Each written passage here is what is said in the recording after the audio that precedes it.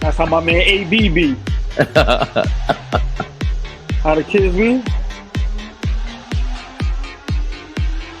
Yeah. Let's go Lakers. Big shout out, man, my guy from the Grizzlies. What's my guy name? That they trying to ban out the league. Dylan Brooks. Big shout out Dylan Brooks. Yeah. Let's go, man. Lakers Nation. How y'all feeling out there on a beautiful Friday? Payback for all the hurt my Knickerbockers took this season. Denver Nuggets, let's go, baby. Yeah. We in the mix, kid. Yeah, yes, sir. Yes, sir. We are in the building. Listen, man. Let's get right to it. We ain't got to waste no time. Fabian is in the building. The perspective is about to get out of control because I'm excited. I'm excited. The Lakers we know you down, are, baby. Yeah, listen, we know you are. Right now, everything yellow and purple, I'm burning. If I see a purple toothbrush, I'm burning it. Anything yellow and purple, get it out of here. The AllBallTV sign is yellow. Change that right now to orange. Let's go. Big shout out Denver Nuggets. Let's get it started, man. Yeah. Come on, man. We forget the Lakers. LeBron down bad. Listen, man. Big shout out to Mark Jackson. Hands down, man down. I've fallen and I can't get up. Oh, Lordy, Lordy, Lordy. Listen, man. LeBron look old, man. LeBron, listen, when you get mad at the cameraman for doing a job. LeBron, get the fuck out of here, LeBron. Hey, LeBron, come on, man. Listen, King. You know how this thing go. Shout out Uncle Ice. Bruh. For one, you threw yourself into the crowd. They done spill ice all on you. Yo, man. Listen, man. He looked old yesterday, man. That's the first time all season. I know, they say he got a nagging injury. I know he's 38, 20 years. Great career. But yesterday, all jokes aside, for me, I can't speak for anybody else. For me, was the first time he looked exhausted. He looked old. It's different looking tired and then looking like, bro, this might be it. This might be it. Yeah, man, they're in trouble. LeBron and them is down bad, and I'm gonna be real. If the refs call a game fair, this might be a sweep. This might be a sweep. I don't see what the Lakers can do unless Denver just has a horrific game where they can't make nothing. Like, what your opinion? What could they do? Realistically, I think they play really well. Who? The Lakers. I think Darvin Ham, I could see why.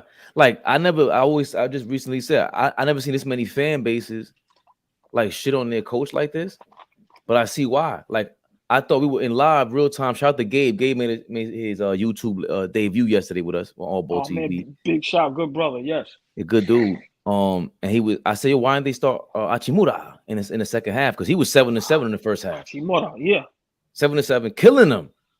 You were saying he was going toe to toe with not KCP, but was it KCP or Bruce Brown? With Bruce Brown, but he's better than Bruce Brown. I mean, they're up in the air. Matter of fact, because Bruce Brown's been just all around. Yeah. So, but remember, he was Bruce Brown is one of them Swiss Army knives. He do everything. But go ahead. Yeah, he was killing on the Nets. He was killing too ill to not start the second half, and I thought he had 2 fouls, but he was the reason why you can give LeBron a break and then give him a better fourth quarter instead of falling like the way he did, falling down bad. This is like, LeBron, what is this? You got like, come on, man. Like, what are we doing over here? Horrendous behavior by the league MVP, one of the GOATs of all time. Shout out to Big Poop Little Toilet, man coaching bad. Hachimura gets less time when it went on fire. Big Poop Little Toilet, that is a crazy name. But hold on, let me ask y'all, like with Hachimura, right? I love his game. He listen, when he's in there, he gets some good playing time. He gets the ball, like they run offense through him sometimes. He gets the ball, but you said the Lakers play good. I'm a disagree a little bit. I just think Denver, and I posted. I'm like, yo, what's up with Denver? They're not even aggressive. Like that first, they played a terrible first half. Like Joker wasn't aggressive, turning over the ball. They wasn't making no shots. So my opinion, I think the Lakers played okay by default. But then as you see, when Murray got it going, when for some reason Joker woke up and understood this is the conference finals, this ain't no regular season game. Because even the coach said it at halftime when they interviewed them, or it might have been, when they do that little talking to the coach during the game. And he even said it before. I said it before him, but then it was just a coincidence. They was interviewing him, and he was like, yo, we don't have no type of fire. Like, we play like it's a regular season game. So I just think Denver's too much.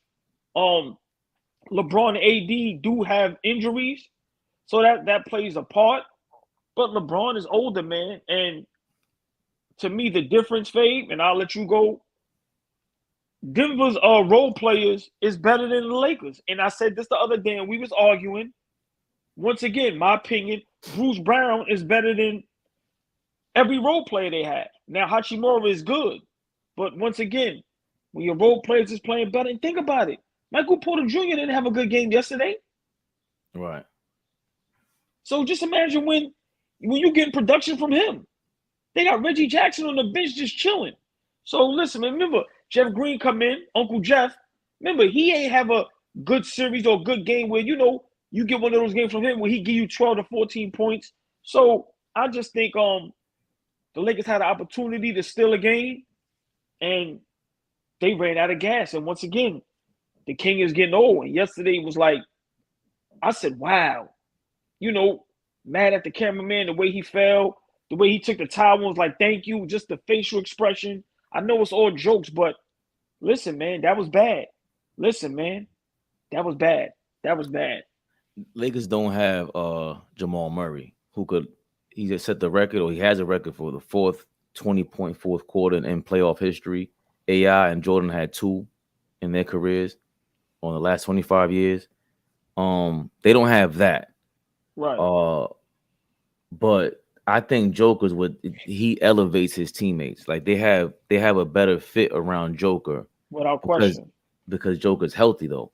Like AD and LeBron has to play a perfect game all the time.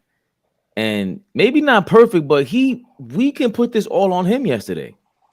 That's all on him. All of it. Like all these turnovers were crazy. He got ripped. Who ripped him at the end of the game? Bruce Brown. Ripped him. What are you doing with the ball in your hands? Get the ball out of your hands. Hachimura and Austin Reeves are doing pretty well. I'd rather trust them at this point, especially if you're going to feel that tired. Like, what are you doing? He couldn't, like, all the fake pump, the double pump, lost the ball. Nah, LeBron. He missed three layups. Listen. In real time, Flea goes, damn, he ain't got it. He just airballed the finger roll. And right after that, he did that double pump miss. Listen.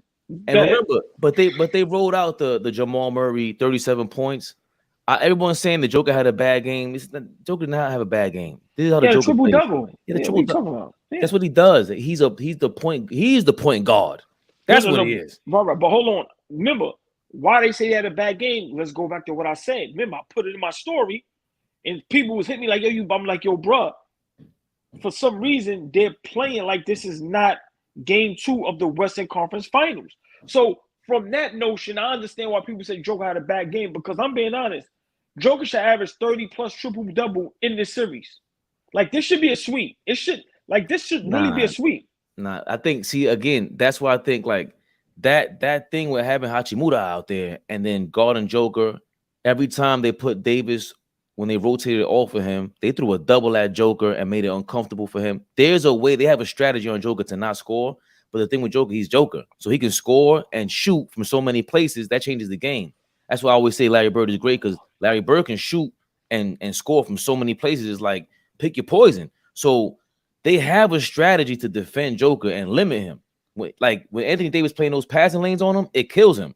But they went. I think when you take Hachimura off the floor, you gotta if that's your body bunt, your body shot, you gotta take that. Especially starting the second half, you were up 5, going in, you were up the whole game. Yeah, the whole game until Jamal Murray caught on fire. We could talk about the Boston series where that happened as well. Where they sat down Robert Williams, and the same thing happened. Al Horford was starting. They didn't put that lineup back in until it was too late, and Boston went on a crazy run. Why don't you go with what works? A lot of this thing is, and it happened in baseball too. This analytical bullshit. How the hell I don't get it. If you see this it's in the stats. The bottom line is, are you winning while this lineup is on the floor or not? Because if not, why do you have them in the game? And if this one works, it's overthinking. And I can see why the Lakers fans, they're mad about this shit. Yeah, but just going back a little bit to what you said. See, this is where, and just let's all agree, I've been the one saying, coaching, you have to have some type of moxie to say and make certain adjustments. Here's my opinion. This is what's hurting the Lakers. You have to let the young dudes do them. Just have to let LeBron and AD follow suit. They're not healthy. LeBron is older. He's winded. He's exhausted. You got to remember, Hachimura, Schroeder, Reeves, Vanderbilt, D'Angelo Russell. Them dudes is young, full of energy. You got to go through them. And LeBron and AD pick up the pieces. AD, give me 20 and 20. We don't need you to go for 40. LeBron, we just need you when it's time to make a shot. We down 2-3, get the lead force or tie it up. But you cannot run everything through LeBron. I'm just sorry. I'm sorry. And he's settling for too many threes. And we all know when you settle for too many threes, that means you're tired. We know what that means. So I think there's nothing new. There's nothing new, LeBron. 0-6 from 3. Right. But the problem is, Darvin Ham can't say, LeBron, I need you to do this. Darvin Ham can't do that. That's why people like Ty Lue. Right. You understand what I'm saying? Right. So that's that's what I said from the beginning about you said cojones. That's cojones. Ty Lue told him, get the fuck out of here. Right. I think you can see that off the screen. You know what I mean? You gotta coach. My thing is coach to win. You know my motto, Faye. You have to coach to win. Because what's going to happen with the Lakers, if you lose this series, people going to say LeBron is 38 and he averaged whatever. He didn't have no help. Like, we know the narrative. We know it. That's why I love what the coach from Denver did. I love what he did. It's about us. It ain't about them. We won. We won. We got the best player in the league by far. And I can say that because he's still here. No shot to Kevin Durant or Embiid. They sitting home. Right now, the best player in the NBA in the world is Joker. Come on, man. So let me ask you a question. You got to touch on that, though. Mike Malone to come out at the end of the game and say, y'all were making this about the Lakers game 1, how they came back in the fourth quarter and all that. Yeah. I forgot what word he used, but he goes, yeah, we up 2-0, by the way. I said, oh, shit. He said, no. He said, we won game 1. He said, the Joker had a historic game, and all we heard about was the Lakers and the adjustments they made. Well, we going to be up 2-0. What adjustments the Lakers made? What y'all talking about? Yo, what adjustments? I'm laughing because we was all talking. Everybody, it's no adjustments to make. LeBron is older. Go ahead. I'm listening. No, I thought they started Schroeder game 1. That was dumb. I don't want to hear about that. So now you're gonna depend on LeBron and AD to go on a fast break. That's what the story was. We're gonna go in transition and score buckets. I don't mind Schroeder starting though. I'm being honest. I don't mind Schroeder. Nothing wrong with Schroeder starting. He's feisty on defense. He's feisty on defense, and he can score, and he can knock down open threes. My thing is this: LeBron and AD is hurt and they're old. So this is where coaching comes in play. What type of schemes, what type of adjustments are you going to make? Are you going to tell your superstars, hey, man, Hachimura is on fire right now. We rolling with him. Back him up. Crash the boards, get the rebounds, play some. Like, that's what coaching is. Not just sit back and let your superstars do whatever they want because they superstars. No. That's why I said in the beginning, no disrespect to Darvin Ham. Of course, he's going to have the potential to be a great coach, but he's in a bad predicament right now. If they get swept, he's liable to get fired. Why? Because you don't have the moxie to tell LeBron and AD what to do. I'm sorry. And that's what the game is coming down to. Go ahead, I'm sorry. I think he does. You ain't got to apologize, man. Yeah, because he comes off like he does. Like he comes off. You can hear that noise? Yeah, it's all good. It was like outside, maybe construction or something. Yeah, okay, good. So I think the same moxie that Mike Malone has. I don't know if that comes from the experience and knowing your players, but Darvin Ham comes off like he got that moxie. He just hasn't exercised it on the court. So like I like what Mike Malone said because it was pure swagger. It was pure. He was showing his bravado, and we up 2-0. Now what? Oh, that's what he said. Put that in the pipe and smoke that or something like that. We put that in the pipe and smoked it. Yeah, smoking on that Lakers pack, that purple and yellow, baby, that pip. That's what I'm talking about. You kidding me? So, Mike Malone took him up to Dykeman on their ass. Go ahead, though. Shout out Dykeman. That's right. We had the on, baby. So I think I like what he said. Don't get me wrong. That was ill. But there were adjustments to be made. He was wrong about that. He just, that's what bravado is. Persuade. That's what you're saying. Darvin Ham got to be way more persuasive. He got to be way more impactful with his team. Like, yo, we got the fucking strategy. Why didn't we go to it, though? That's my point. That's horrible coaching. Hachimura had 2 fouls going into the third quarter, but he's playing your best.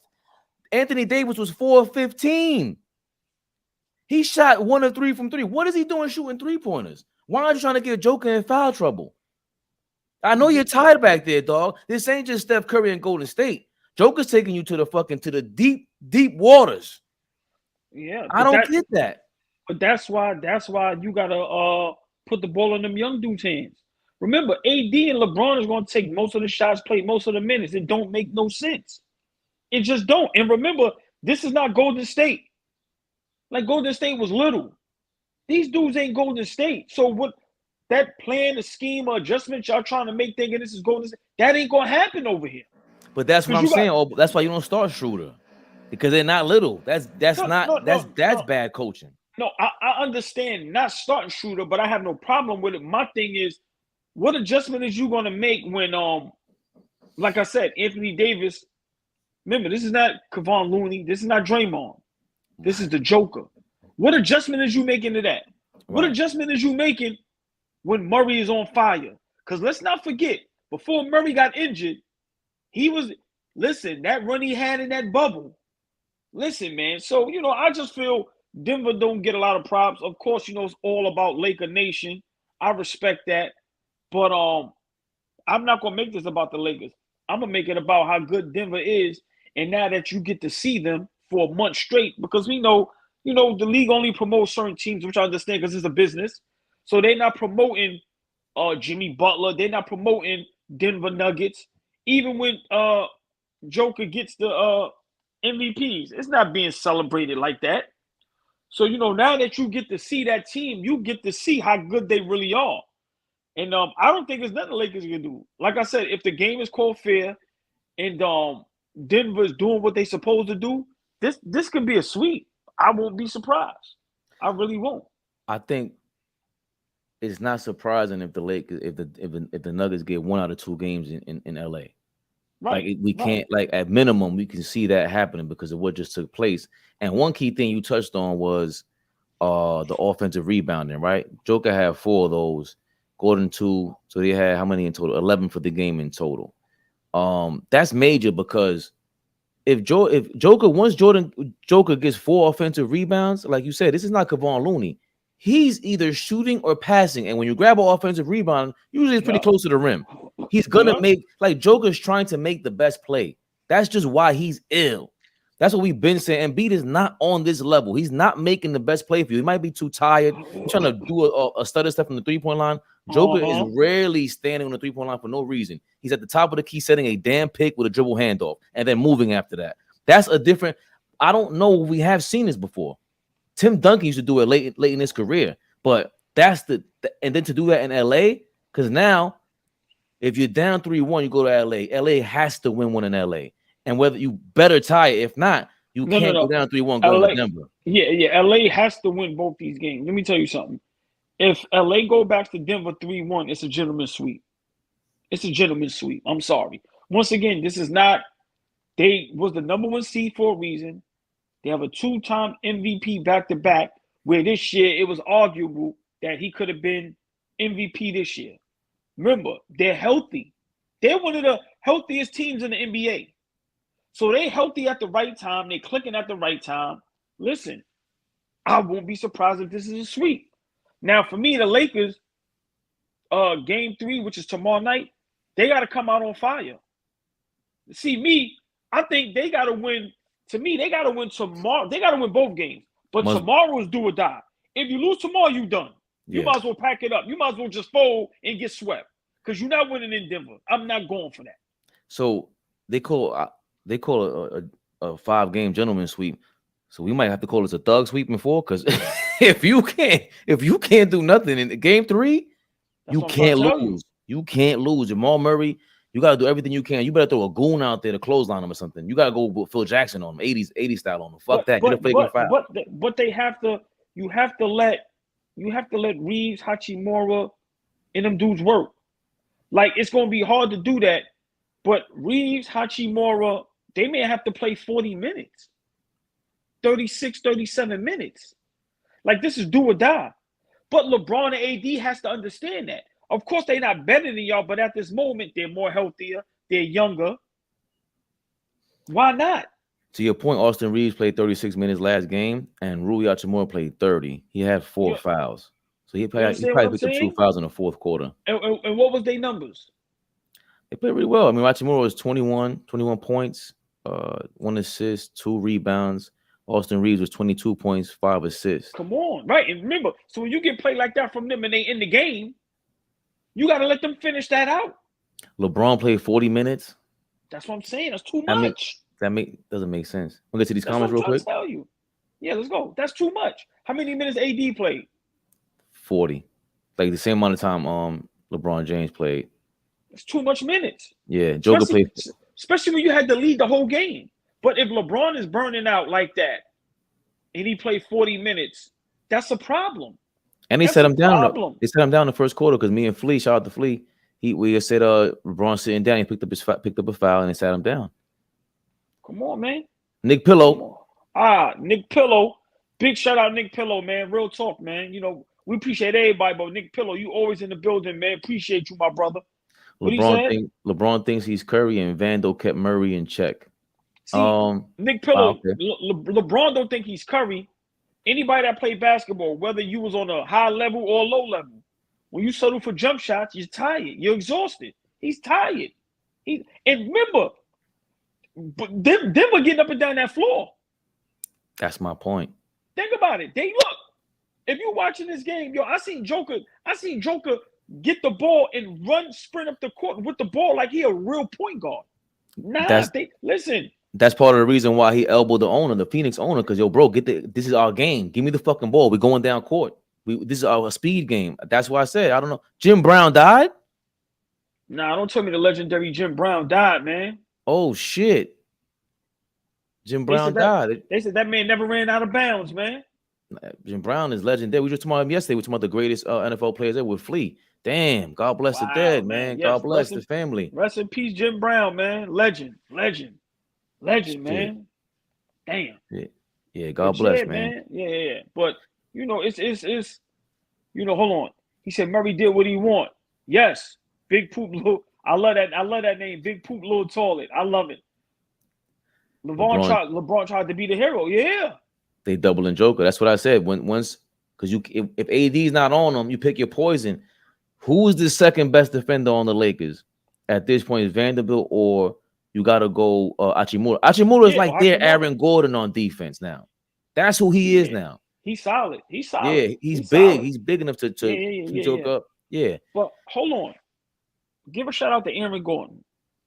Let me tell you something. When you could come in the league as a certain player and do a 360 and change your whole game around to stick, because remember, his skill set 5 years ago is not working today. But he got a 3-point shot. Now he plays defense. Remember, it ain't all about just dunking and trying to catch an alley-oop. He actually means something to this team. So I want to give a big shout out to him because he found his niche and he found a way to stick. Because guys like that can easily get lost in the sauce. Easily. And, yeah, that's why I think I agree with the new generation saying there's more talent on the perimeter than ever before. You have more athletes nowadays, more people with that. Because you got rid of the big man in the center and all that. Okay. Aaron Gordon is one of those guys. You have these teams like Orlando, Portland right now. If you don't watch those games, you won't see the talent because Aaron Gordon went to the slam dunk competition. Right.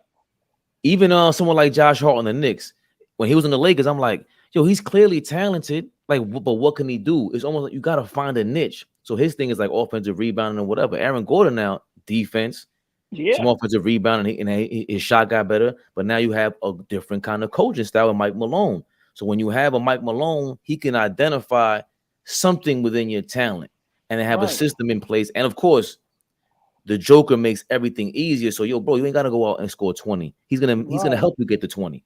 So I think talent like that is just for me, if he played in Orlando the whole time, I would just be like, yeah, he's just there getting numbers because he's in Orlando. Right. That's what I'm saying. He'd be lost in the sauce. It'd be like, who? Remember, but now you buy in, you go to a team that has a culture, got a great player, got a good coach, and they tell you, like what Steve Kerr did with Iguodala.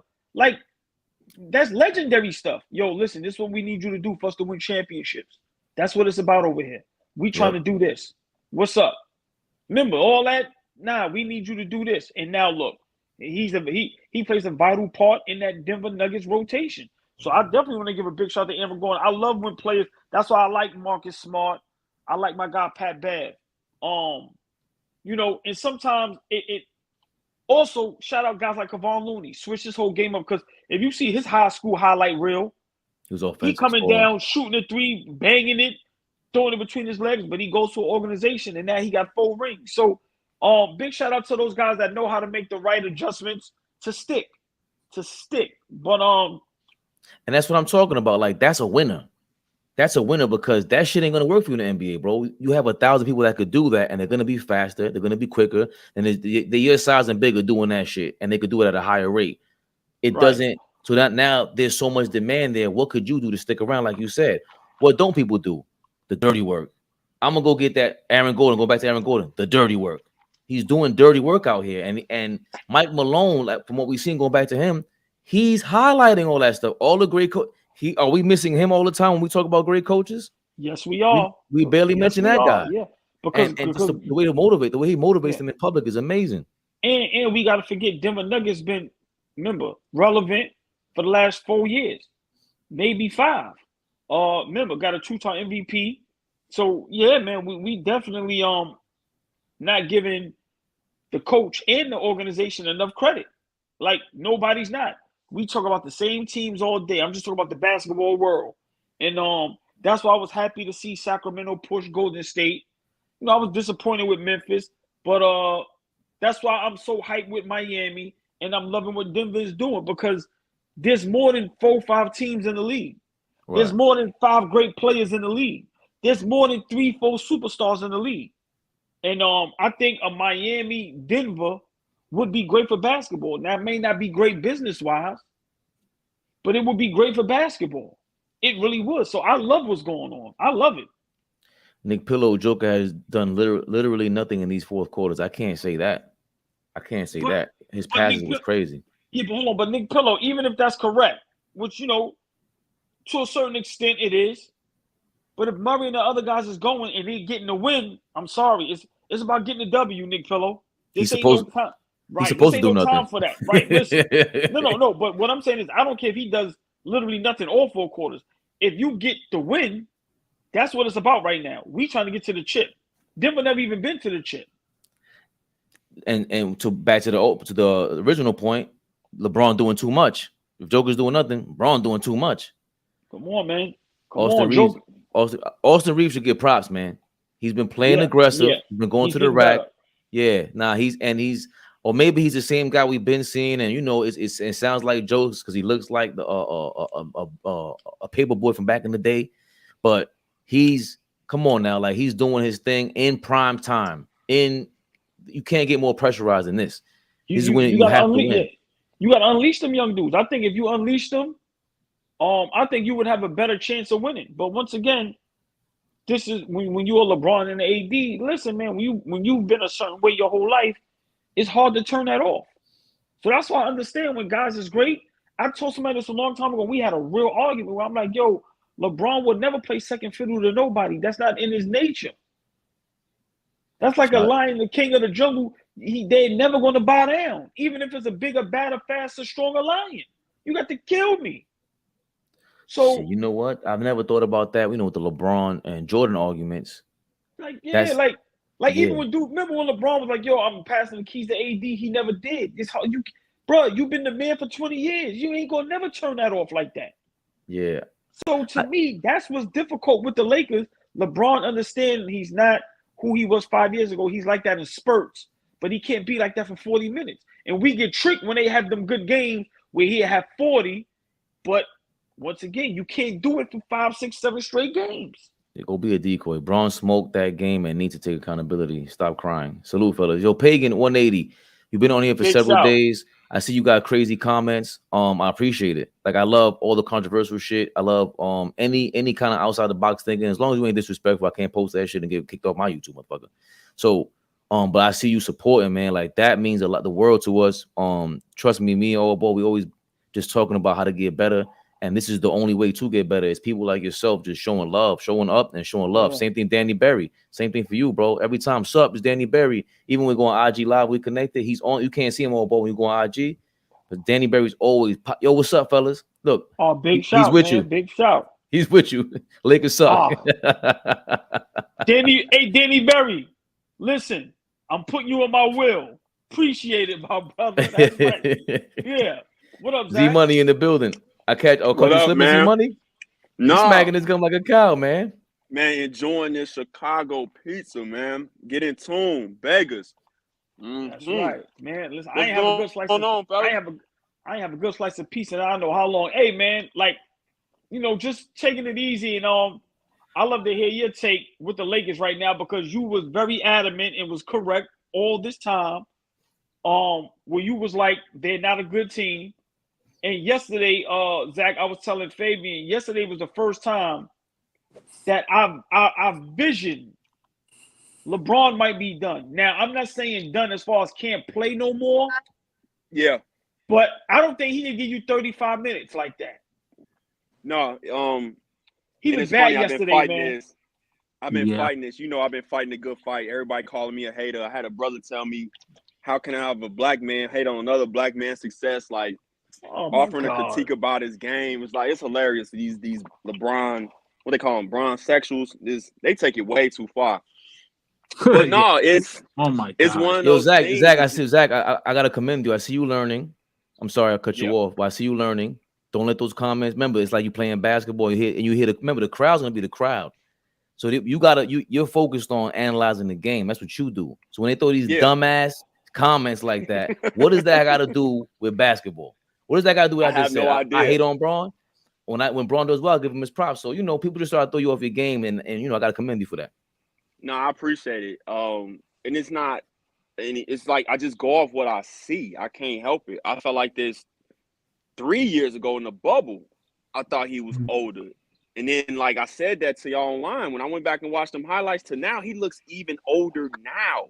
And last night, it was the perfect opportunity for AD to take them home.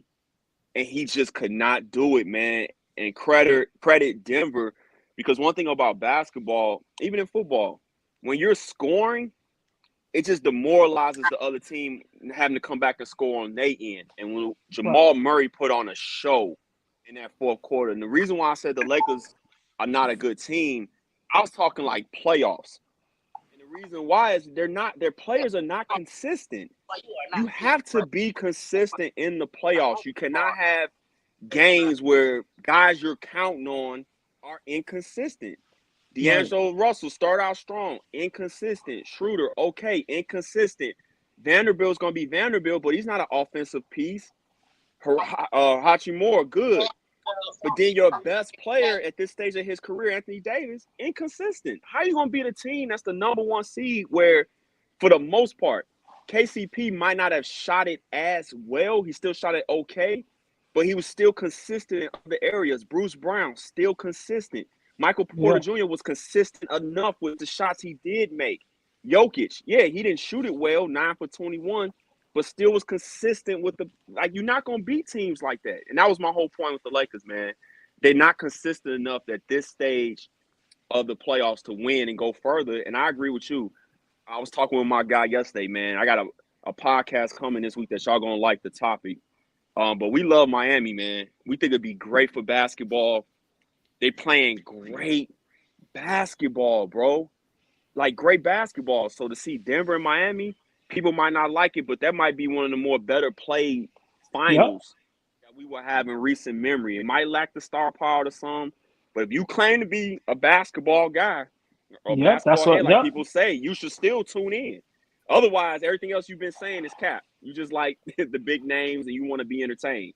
So that was just, my takes ain't changed. Allball or Fabian or Turbo. We talked about this.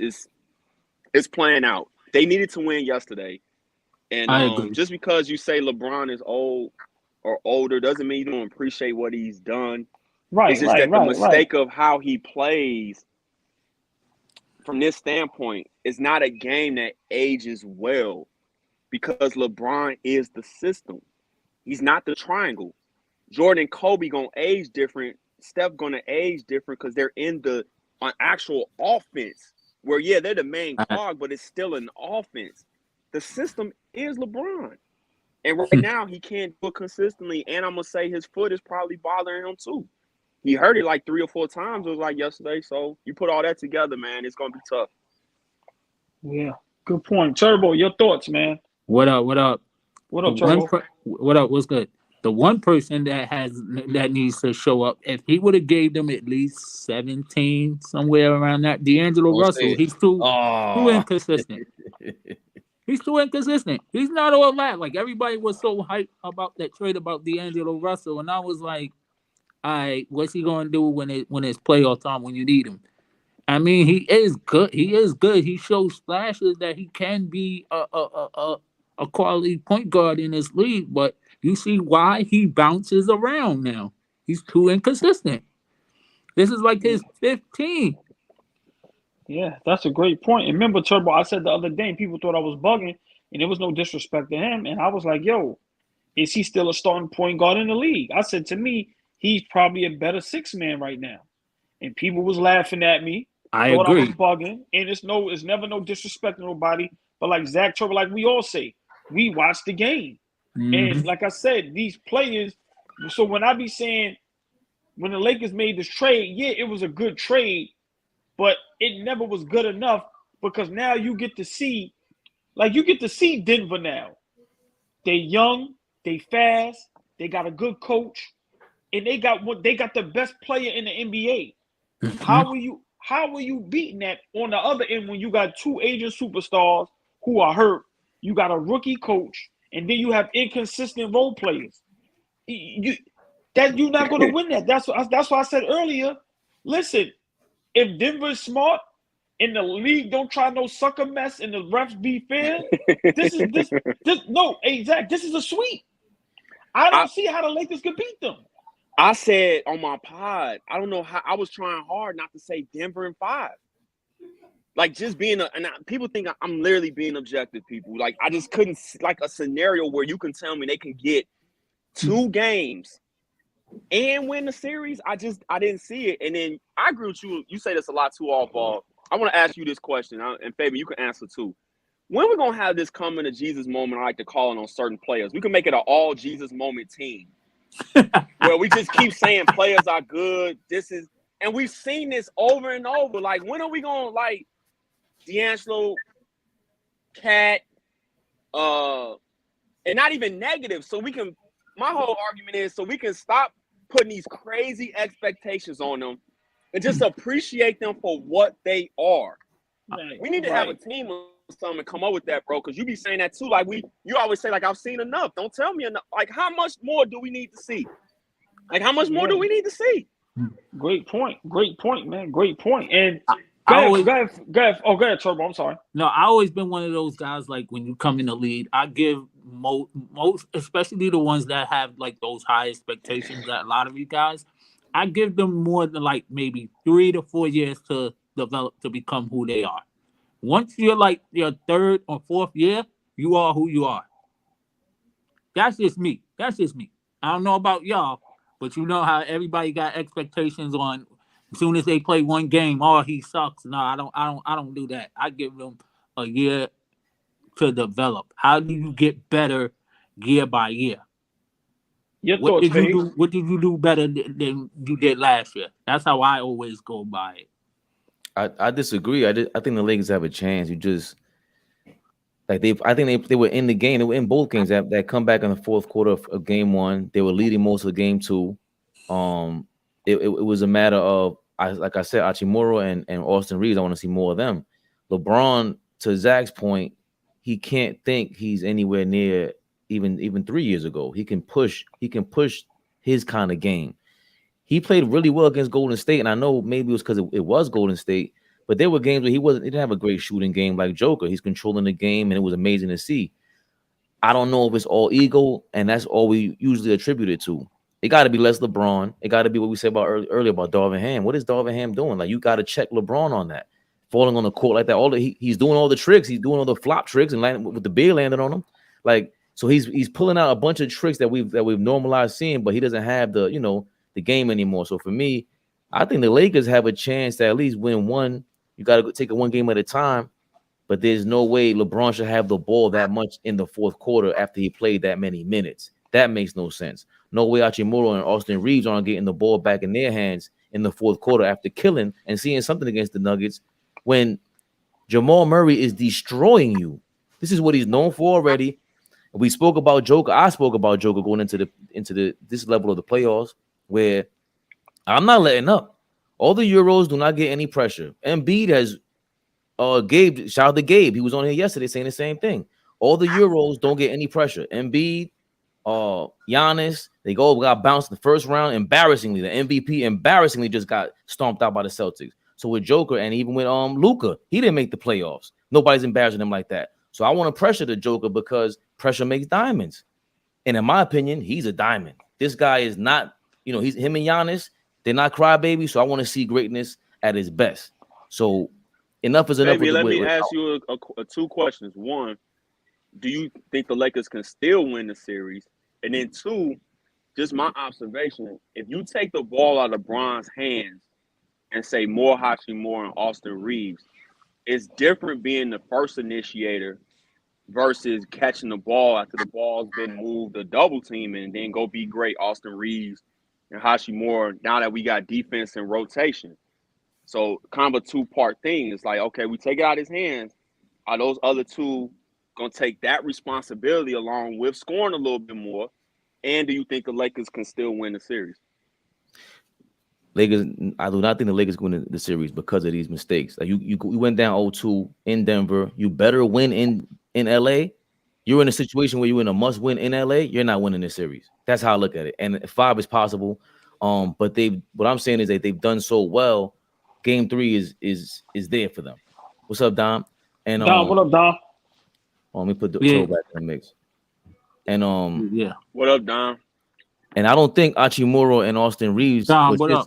Like, this is why I say Julius Randle is LeBron with no IQ, because this is what we're seeing now is LeBron with this old. He looks like Julius Randle. That's what he's looking like. Going turning the ball over, trying to take over the game. But like, no, bro, question, what are you doing? Fabian, that's the question. If he doesn't handle it, who does? Not handle it, but give the ball up sooner. Because what I seen Austin Reeves doing in that 2nd quarter was playing really aggressive. Like he played really aggressive and put the pressure on Joker to get to the basket and have to guard him, and maybe he could dump it off or do something. It puts I just like when players play smart and they pressure the defense. I don't care if you miss. Was it a great shot? Same thing with Joker. Like you said, Joker was 9 of 21. Yeah, one of those shots I remember was like with 1 second left on the shot clock and he missed. Of course, he's 9 for 21. He should have been 50%. Every shot he took damn near was high percentage or just smart. You know what? Before I let Dom go real quick, I'm gonna just take it just old school. Denver is the best team. They have the best player. They have the better coach. To me, that's just simple and plain. I agree. To me, the Lakers are in big trouble. They shouldn't have made it this far. How they made it this far, I don't even know. I remember Dom used to be laughing at me. Like I told you, I don't think they're a good team. But yesterday, LeBron looked very old and exhausted, and I'm gonna repeat what I just said. Denver's the better team. It's just plain and simple. I'm sorry. So this shouldn't be surprising. And I'm not gonna say. See, Lakers played decent in them games by default. Like yesterday, Denver didn't play a great game, and I put it in my story, and then even the coach said it like, yo, we like playing lackluster, like this is a regular season game. So once they turned it on, bro, it was no stopping them. So I think if Denver play how they supposed to play, this is done in 4. Go ahead, Dom. 4? No way. Okay. LeBron, you gotta state the case of why. You gotta state the case, Dom. What are you seeing that gives you pause? No way, because I think that LeBron James is not going to get swept, and I think it's happened before. Now let's not act like let's not act like he's never been swept. And I'm not saying that to be funny or be a hater, right? But he's been. To me, him being swept down right now, we're gonna make fun, but when you really just take out the hate and the entertainment and trying to be funny, this team shouldn't have a shot against Denver. They was a play-in. Denver's the number 1 seed. They had the runner-up and the former MVP. Jamal Murray is fully healthy. They got Bruce Brown. They made some additions. They a great team. So I don't see why it's so far-fetched that the Lakers may get swept or win 1 game. Smile for My Cubbies, thank you. Tweaking. Can you guys even hear me? Yeah, we can hear you. Yeah, fuck this. Yeah, we gotta love Dimes, man. Yo, real quick. Yo, Dimes is my guy. LeBron James in fourth quarter in his postseason, 4.5 points per game, 34.6 field goal percentage, and 5% from the 3-point line. LeBron, what are you doing? Father Time catches up to everyone, man. And like I said, this man had a great career. And I just feel, hey, Zach, my opinion, he really want that 5th ring. Like, to me, that 5th ring means everything to him. Because, and everybody know, I'm going to keep it 1,000. And I was serious. If LeBron gets 5 rings with 5 finals MVPs, that GOAT conversation with him and Jordan gets closer. Where now people like me who just clear cut say it ain't close, it's a discussion. And LeBron knows that. That's why he really want that 5th ring, but it's not going to happen. It's not going to happen. To add on to that, what you said earlier, LeBron, it's hard for him to play second fiddle in his mind. He's never been second fiddle. Go ahead, Fabe. I'm sorry. No. So for you to say that, that's what shout out Rod guy with Hammer Time. He always says that that's a conspiracy where he threw the finals against Dallas because he couldn't play second fiddle to D Wade, and D Wade win finals MVP or whatever it is. I don't think so, but this plays into that where can you play? Are you comfortable playing second fiddle at 38 years old? No, watch this. And not winning finals MVP? Like, that makes no sense. Hey, Zach, watch this. Watch how I flip this. This is why Steph Curry is great. This is why. Kevin Durant come over there. I don't care how great Steph Curry is. With that team constructed, KD is the better player. I'm going to take a back seat. Right now, fully healthy AD is better than LeBron. Not for his career, but right now, LeBron will never see that. And people laughed at me. If If Giannis went to the Lakers, LeBron is not taking the back seat. It's not in his DNA. He's been a leader of a team since 14 years old. To me, Zach, that's the problem with the Lakers. For one, you don't have a coach like a Pat Riley that can talk to you how he want to talk to you. And then you have LeBron who really still thinks it's year 12. But not even just that. Let's say we know he's a smart guy. Right. And he wants to lean on AD. But let me ask you this question though. If you've been playing a certain way your whole life, how are you gonna switch that horse up mid-race now, especially towards the end of the race? Right. And that's why big conversation, bigger picture, certain guys age better with a skill set. You have to switch it up or it's done quick. Jason Kidd switched it up. Ray Allen switched it up. Great point. Allen Iverson didn't. Kevin Garnett switched it up, but his game was more conducive because he's a big guy that can play defense. My whole thing is people don't understand LeBron's true greatness. His true greatness from this standpoint is he carved his own lane that never existed. Nobody has been an offense unto themselves as far as scoring and passing at this kind of level and won championships. It is super hard to do because basketball is a team sport relying still on your better players, but you need the other guys. He's defied all logic. That's his and longevity. That's his legacy. But now at the end, it's going to be painful to watch, and you're going to get called a hater when you point this out because now they don't have you have to bring in a certain type of coach, not knocking Darvin Ham. I think Ham is doing better than people realize. I think he knows.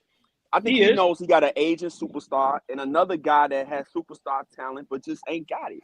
So the question is, what he really needs is a offense, kind of like what Denver runs a lot of flex. That's where you see them almost in a box, and they'll run a cross screen on the baseline for the guy coming across, and then they'll run a down screen for that guy that just screened the back screen guy, and he'll come up. Maryland ran that back in the day with Juan Dixon under Gary Williams and all that. That's how Jokic gets that free throw line jump shot sometimes. He needs to be in a system like that, where he's good enough to still get his points, still get his stats, but then we're not relying on you to be young. The style of play that he wants to play, you have to be young, and he cannot do it. And AD bailed him out in the bubble. I challenge people. I went back and watched those games. Go back and watch those games during that playoff run. Every game that AD was up to snuff, they won. The games AD was in. No, I was just going to say, I'm going to close it here. When AD got in foul trouble or didn't play well, they lost in the bubble. It's a fact. Just go back but stay on that point. But stay on that point. Even if Darvin came in with that system, try to implement it, do you think LeBron James is calling an audible? Like, all right, we're going to do the flex because that's the shit that I got to rely on you guys with. He probably would because this is all he knows. So what I'm saying is, this is like I'm not trying to hate on him. I'm saying like his nature, his nature to do that shit. Yeah, because most people, again, we talking, but we all creatures of habit with certain things. To come in now and say, Allball, I want you to do X, Y, and Z and just fill in the blank, you're going to be like, what? I've been doing this for almost 38. Like, what are you talking about? It's the same thing in sports. So my point I've been trying to get Lakers fans and Bron fans to understand is lower the expectations, and then you won't have people like me that has to go back and kind of counter everything because y'all sound ridiculous. It's not going to end well as far as the championships is all that. He's going to put up a lot more points. He's going to increase the scoring lead, and then he's going to hang around and play with his son. But barring something that we don't see, as far as him going to another organization and teaming up with somebody, he's not winning another championship. He's not. And I think that's why he pushed so hard for the all-time scoring record this year to get it done and get that adulation. Of course. I think it didn't mean a lot. He made a chain. Of course it meant a lot. He made a chain to commemorate it, to wear it. That's why he knows he's not going to catch them in the team sport. So let me rack up as many stats as I can. And that's just a fact. Kawhi and Leonard, it's smart. Right. stay on that point. Great point you and Fabian made. Stay right there. Kawhi Leonard didn't want to team up with him. Paul George didn't want to team up with him. They make it seem like Curry, it was a joke and all that. Curry, not team. Dudes don't right. Because they know, bro, you're not gonna come over here Thanos us. You know what I'm saying? Switch out the whole crew, and you older, and low key, you high maintenance, you a headache. Nah, bro. So right now, that's why. Yeah, because when he wins, he's gonna get the credit. But then when they lose, then they'll blame his teammates. Exactly, That's always been the narrative. Yeah, but also, you remember let's say, all right, prime example. Let's say he goes to Milwaukee, right? We all know right now at this stage in his career, Giannis might be better, right? But LeBron would never think that. You understand what I'm saying? So players know this. Like, nah, bro, I don't want to play with you, bro. No disrespect. I respect you. So for him to win again, it's like he gonna need, like what Tom Brady did with Tampa. He gonna have to do something like that, where everything is in place. The coach, the players, and then you gonna have to drop him right in there, and it's gonna go. If it ain't that, it's a wrap. The ushers, the front centers, the security, and everything.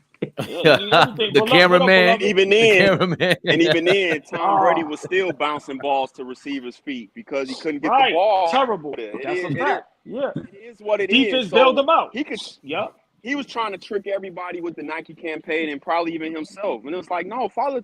And this is the other thing. And Beloved just popped in. Shout out to him. This is how I looked at it too. When people think it's funny, but I'm 41. I knew how I felt at 35. Going to play at open gym.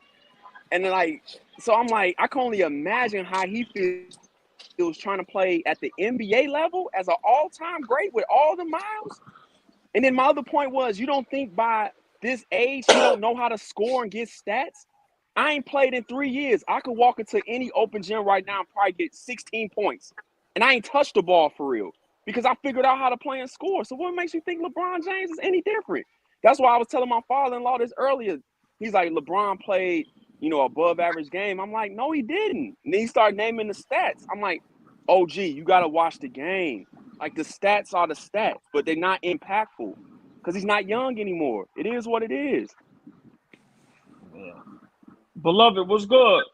Peace to the black people in America. Yo, Fabe, I was going to the gym the other day, and Allball ran down on me, right? And I had to tell the nigga, I don't want no trouble, Allball. It's all my commentary. He ran down on me.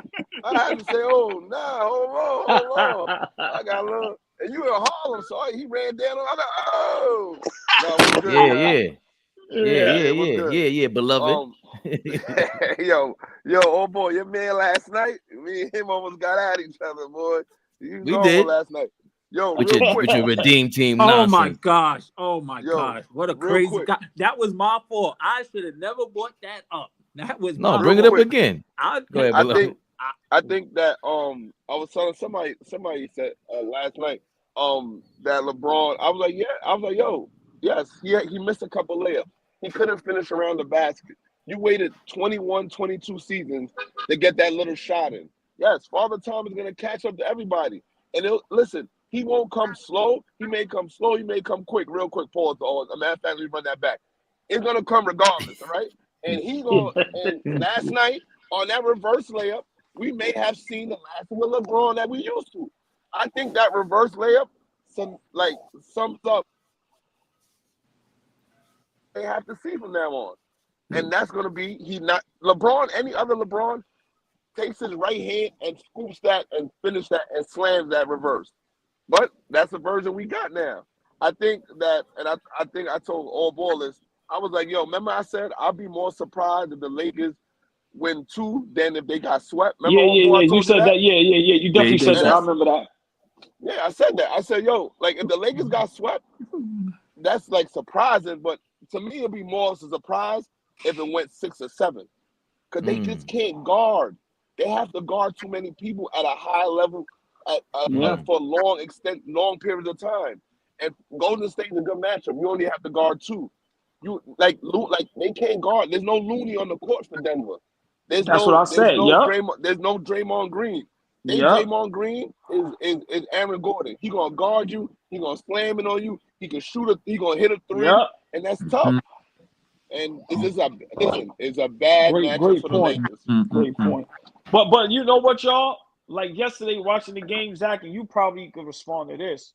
Everybody could if you want.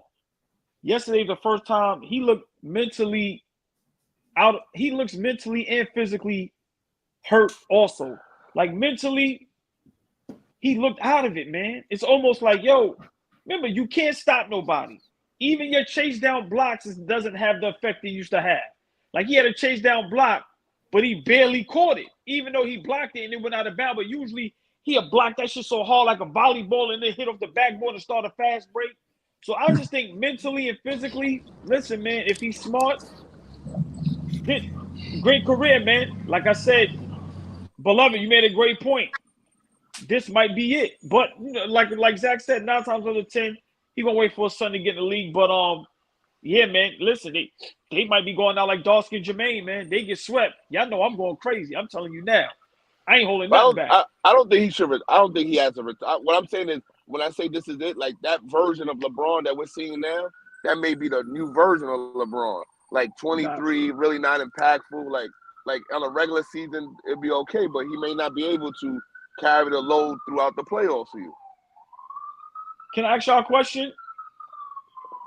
Can we start talking about the Denver Nuggets and how good that team is right now? Oh yeah. They got to say that again, Allball. What's the question? I'm sorry, beloved. I said, can we try to talk about and give the Denver Nuggets some props about how good they are this year? And 100%. How good the Joker really is? Shout out Joe Fuego real quick. I mean, your channel and you know, I've been doing it all year. You know, I think everybody else is coming to the party now, and that's cool. It's never too late to get your recognition. I just find it hilarious because everybody, including mainstream media, had all these strong opinions about them, and now they're all on everybody's team when they're literally. Oh man, yeah, I got a call. My bad, I got a phone call. When they're literally doing nothing new than they've done all season, like there's nothing new. So I'm glad they're finally getting their recognition. I'm all for people getting their recognition. We gotta see if they finish it though. They gotta finish. Zach, come in and out. I think the phone call ruined your mic. It's all good. Can you hear me now? So, now we can hear you, but it's staticky. It was a little staticky. Yeah, just tap back into the link. I'll leave and come back in. Yep. Yeah. Look, Nick Pillow just said the same thing. LeBron hasn't made a fourth quarter 3-pointer since Game 2 in Memphis. Yeah, that's crazy. I just don't want the talk to continue to be which I don't mind talking about the Lakers all the time, but I want to give Denver more props than saying the Lakers playing bad. I just think the Denver Nuggets is just that much better than them, coaching wise and just overall as a team. And like I said, when you got a healthy Jamal Murray, and once again, I still don't think they're getting all the production from Porter Jr. If he that much shooting better so than many what? It was close games. They didn't smack them. Here we go. Hey, Roscoe, man. Here we go. Out the gate. Just saying. What the fuck? Here we go. Beloved, I think your mic. Everybody? Beloved, I think your mic doing the same thing Zach was. Yeah, nah, Mel. Games was close and hard. Look, hey, Mel, like you they come in. Them niggas. My nigga, y'all lost. Right. I'm not doing that. Y'all lost. They're a great team, and we lost close. Both games was competitive. It was close games. Both games went to the wire. That's something to stand on. What are you talking about? If it was your Knicks, you'd be like, well, at least we played good. At least we fought. Come on, bro. Stop bashing my niggas. No, the hell we would not. If LeBron, okay. Julius Randle, your man LeBron looks like Julius Randle right now, dog. What are you talking about? And that's exactly how we talk about him. Knock it off. He looked old. He had some bad moments. He looked like Julius Randle. That's what he looked like. That was crazy. Hold on. He's human. He's human at the same time. He had a lot of bad moments. No. Great he did at the team, some. bro. What are you talking about? Okay. Go ahead. Like I said, man, you gonna always made coaching adjustments. Joker didn't play good up to his standards. Like, there's a lot. If I'm a coach, there's a lot of motivation. It's like, we got a chance. They outplayed us. They played better than us at home. They took care of the business. What they did, what they supposed to do. And what adjustments? Like Zach said, tell me what adjustments y'all made. Give me one. What you mean? What adjustments you made? I feel like the defense was good until the third quarter. And they was putting smaller players. They was putting smaller players. They put smaller players on Jokic, and it worked. He had a couple of turnovers. People was coming in there helping. I feel like that was good. That was a great adjustment because this is a dude who's unstoppable. Okay. And like you said, you got to give them credit too. They're not supposed to be. This is one team. Supposed to be MVP. And look, the nigga had a bad game. He had a 23-point triple-double. Like, he's one of the ones. This is going to be a hard team for anybody to beat. That's a fact. And sustain the runs and go through the fire and still be there at the end. You got to have your head up, man. I mean, you're going to... Rage, man, what up? So let me ask you a question, Mel, because you're a big LeBron fan. How long do you think LeBron can play at a decent level? I'm not gonna say high level. I don't think he can play at a high level for a whole season. But how many years you think he got left where he could play at a decent level where they're at least playoff bound? I think that's up to him. But I think it was beloved of Zach what they just said. I think this is the new version of Braun. Like, it's not 30. His points is not effective anymore. It's just not the same, bro. It's just like it's old man Braun. I mean, he could try to like. He got high IQ. He get other guys involved, but this is like this is like the downfall. The train is going down. Like, it went up, but it's going down. Exactly. Hey, you know what I thought I want to shout out somebody for y'all. Big Baby Jonathan. I don't know if y'all know. That's one of the biggest fan accounts for the LA Lakers, bro. He a big time Lakers fan, great guy, man. So shout out to big shout out. Big Baby Yes, big in shout. The house, man. Oh man, big shout to that brother, man. Appreciate you. There you go, Big Baby. Big Baby. Big shout out. Yeah. Hold on. And now watch this, Zach. I said this. Hey, Big Baby Sports. This may hurt your feelings. It's nothing personal. I said this last year when they didn't make the playoffs, and people. It's always personal with you. Hold on. When people bring up the Michael Jordan, I said right now this is Michael Jordan Wizards. This is LeBron's Michael Jordan Wizards years. Do we agree to that, Mel? I mean, I agree this year. To me, I thought that was the first time this year you can really make that argument based on what I was seeing. And I'm going to hold firm to this. I really believe NBA players, especially we talking about an all-time great, possibly the GOAT, know how to get their numbers. You have to look at it in the totality.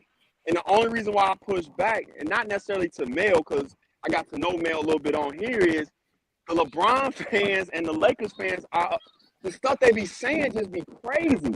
I feel like if everybody wouldn't be saying such crazy things about what they expect him to do, I think we'll all appreciate it as big picture more. Because I appreciate what he's doing. But to think that he's supposed to do everything, again, I keep saying that, he's played almost 70,000 minutes at 38, 20 years. Like, it's absurd that he's even doing what he's doing now, but to think he's going to carry them to a championship with younger guys with arguably the 3-time reigning MVP, and D-Lo can't give you a consistent game? Come on, man. Like, it's just unrealistic, man. And that's not knocking Bron. It's just, it is what it is. Not unrealistic because we here. I said this last year when they didn't make the playoffs. Right now, this is Michael Jordan at the Wizards. This is what LeBron is right now. That's just what it is. And we laugh at that. So, hey, man, y'all LeBron fans, y'all got to understand, boys to men, end of the road, baby. I'm sorry, man. Yo, old boy. You know how they say a young man got an old soul? Yeah. Rage man is a young man with a grumpy old soul. Look, Braun is a bastardized big old. Braun aging like milkman. See, I'm not doing all that to Braun. Like, I'm not doing all that, man. Listen, Zach, like Rage said and Melody, you just got to leave them alone. Listen, they going to be them. You just got to sit back and enjoy the show. But I always tell you, sit back and enjoy the show. I mean, he said Braun is aging like milk. Listen, Braun is a bastardized big old. Nobody has ever played basketball to this level. I mean, three people have.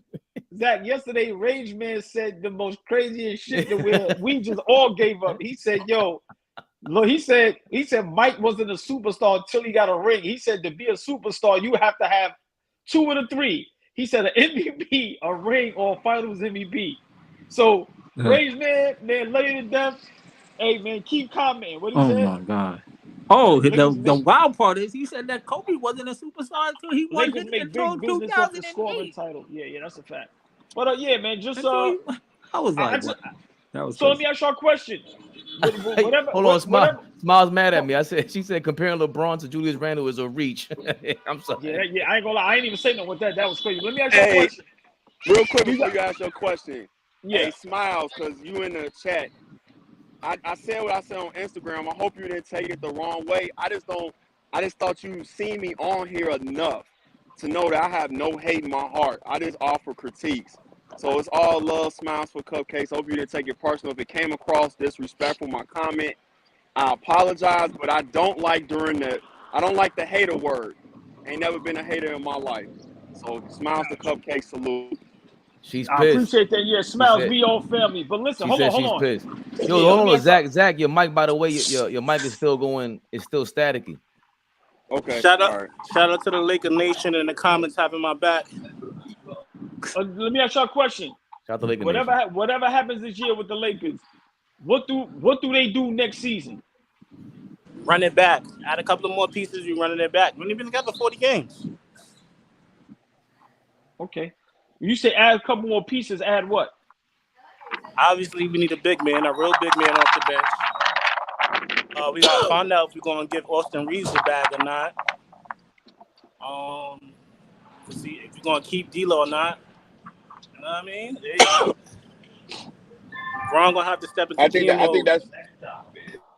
think that may hinder the Lakers. I think the Austin Reeves, like if they give him too much bread, they may not be able to get the pieces they need. I don't think they need a lot of pieces. I agree with Mel. Like I think you need a viable big man. You need a solid big man. You got to put Anthony Davis as a full-time 4. Even if you want to go small, you should still have a big man in there to put so Anthony Davis still could be at the 4. And I think that it'd be a real mistake for them to overpay Austin Reeves. I think that'd be a big mistake. Not to pay him, but to overpay him. I agree with that. I think they may have to overpay him. Well, David Miniman is reporting that they saying his number is $80 million potentially on the open market for 4 years. Goodbye. The Lakers can only afford 50. They said that's what Dave McMenamin reported. 50. I say 40. I give him 40 or he could leave. Yeah, I'm not. Yeah, 80 is out the question. I'm sorry. I'm not. Nah. Yeah. Nah. I think, but look, Abdul said, take this 40 for 3 years or 4 years, however that shit work. Nah, you ain't Abdul said what we've been saying, Allball. Is it ridiculous to suggest trading AD? No, it's not. Because if this is a failure, you gotta break it up. Like LeBron is old. The only reason why AD is here is because of LeBron. You break the whole foundation up. But you know what? I'm not gonna say it's a failure because right now they in the Western Conference Finals. My thing is this: and they got a championship out of the deal. So right, I've been saying that. Look, you need to trade Anthony Davis. I would think about trading him only because his health. If he can stay healthy, then I'm not trading him. But you know his record, he can't stay healthy. So I would definitely look on the market to see what I can get. But Bron's extension kicks in next year. Yeah, they in trouble, bro. And they got new CBA rules. This again. More money. The offseason gonna be so crazy. We're gonna have so much content to talk about this offseason, but they be moving so many. The teams are gonna have to trade players to match up with these new rules. So the Lakers, man, I'm not saying they're in trouble because they got assets, they got picks, they got great players, but they're gonna have to decide between some people. And really, do you think Austin Reeves is that good? See, it's cool to watch him play, and we all think he's a good player. It's another thing when you talk about paying him 4 years, $50 million. And making him your third best player. When you got the spotlight on you. Yeah, good point. Yeah, he'll be like what you said last. I think it was Beloved that said it last night, or somebody said he'll be Chandler Parsons. I said that. Yeah. Yep. Don't give him that trailer. You don't want to get caught up in them bad contracts. Them Yeah. Chandler Parsons. The Traylon Parsons deal. Yeah. Yeah, she think Dallas still paying for that. Ooh, Yeah, already. Big shout out Chandler Parsons for that. Chandler Parsons. Big shout out Chandler Parsons for that robbery. I thought the Rockets gave him that bag. I thought the Rockets paid him. It was Dallas. Dallas. I think it was Dallas. It was something 77 million, 80 million. That's when they was handing out all that crazy bread. Alan Crabb got 75 million. They was just handing out Alan bread, Crabb, bro. that's funny. Crazy. Evan Turner got a bag that summer. Like they was just handing out. Yeah. Evan got about 70 or something like that. That's a fact. Remember, didn't your man get 100 over there with Washington? He was with the Golden State Warriors a couple years ago. Light-skinned dude. He was like the small forward. He could shoot a little bit. Not Kelly Oubre. And he can play D. No, he was with the Wizards. The light-skinned dude. I know who you're talking about. He a wing. Yo, he was just with the Golden State Warriors a couple years ago. Nah, Oubre. They show you how we done. Exactly. Before Oubre, yeah. Yo, Washington gave him 100. Otto Porter. Otto Porter, yeah. Rage man. I remember Timothy Mozgov got a crazy bag. Yeah, the Lakers gave him that bag. But he won the ring with LeBron, right? Yeah. He did. He had one good game. Team. He had one good game and got 70 million. Exactly. I think the Lakers gonna be all right. For one, it's LA, and for two, like I said, man, somebody gonna come over there. I feel like the disrespect it's still kind of a little disrespectful. Like we didn't just watch Anthony Davis damn near single-handedly beat the Warriors. You got something about trade this man? Bro, the Warriors wasn't good this year, bro. It's not personal, bro. The way he dominated, I'm not trading that. Who are you trading that for? Listen, I'm not gonna get nothing back in return for that. What he just did. Mel, I agree with you on that. It's something you need to think about, but I'm looking at it.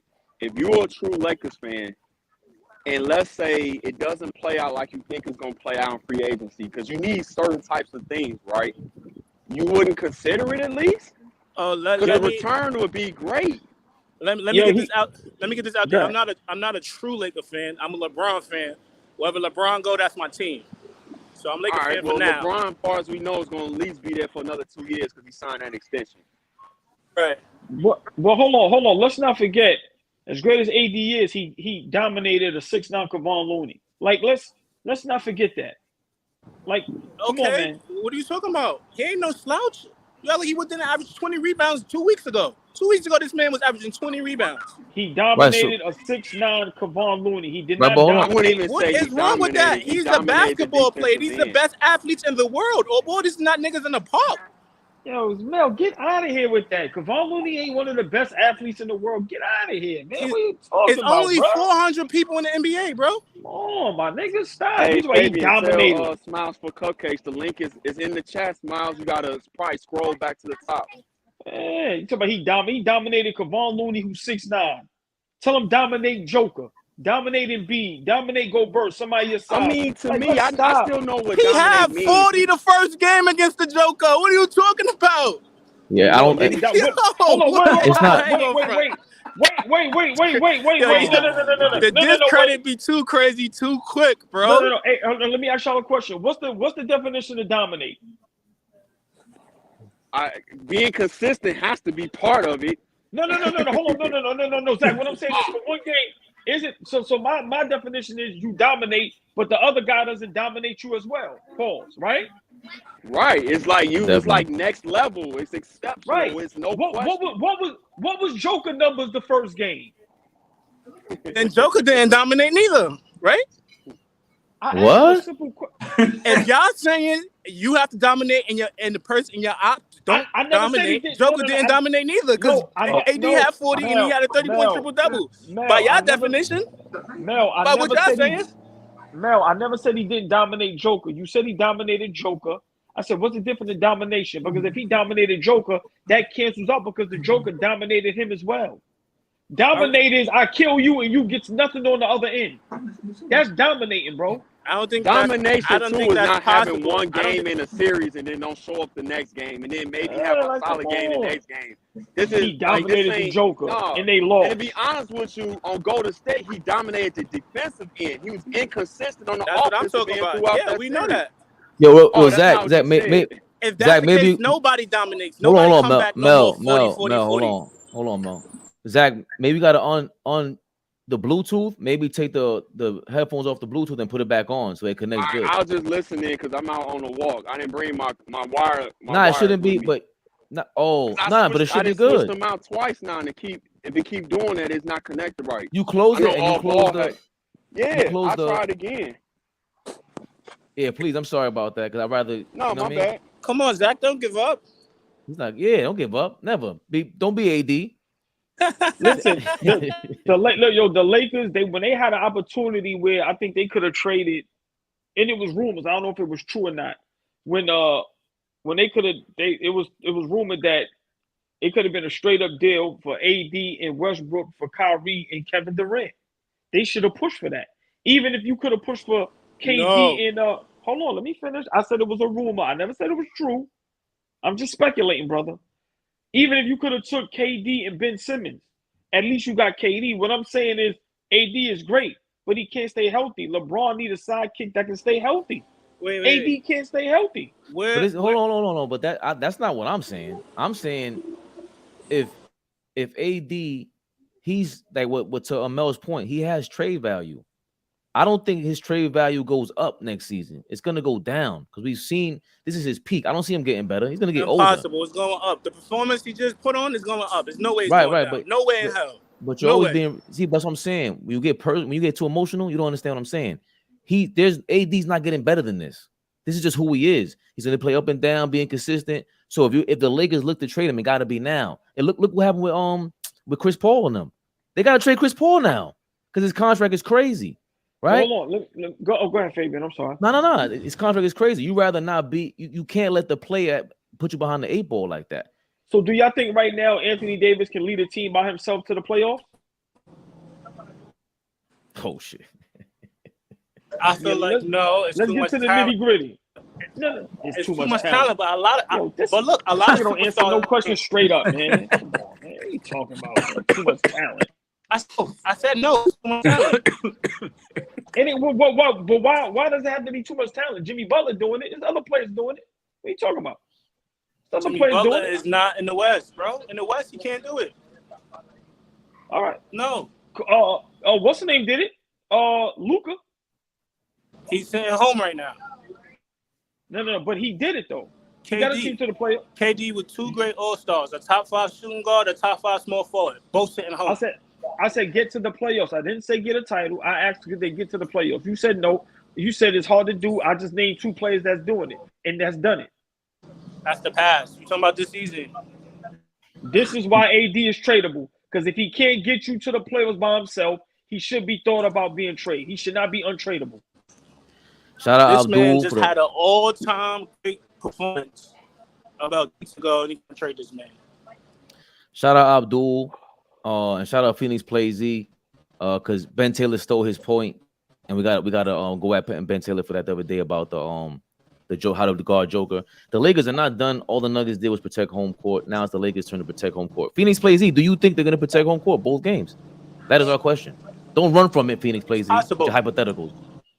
It's possible if the refs help. It's possible. I'm not gonna lie. I'm saying that in my head too. Yeah, I know. Come on, man. Y'all always think Allball is crazy. I take it.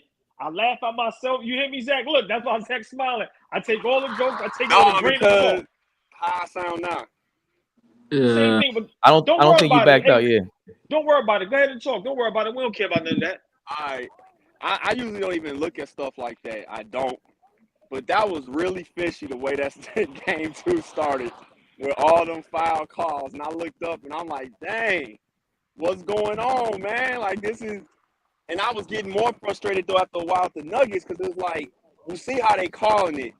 Y'all got to adjust now and stop crying and play basketball. But it was very interesting to see that whistle at the beginning on some of them calls. You know, not all of them, but some of them was definitely. No, it was KCP and was it Gordon or KCP and somebody had 2 fouls each in the first quarter.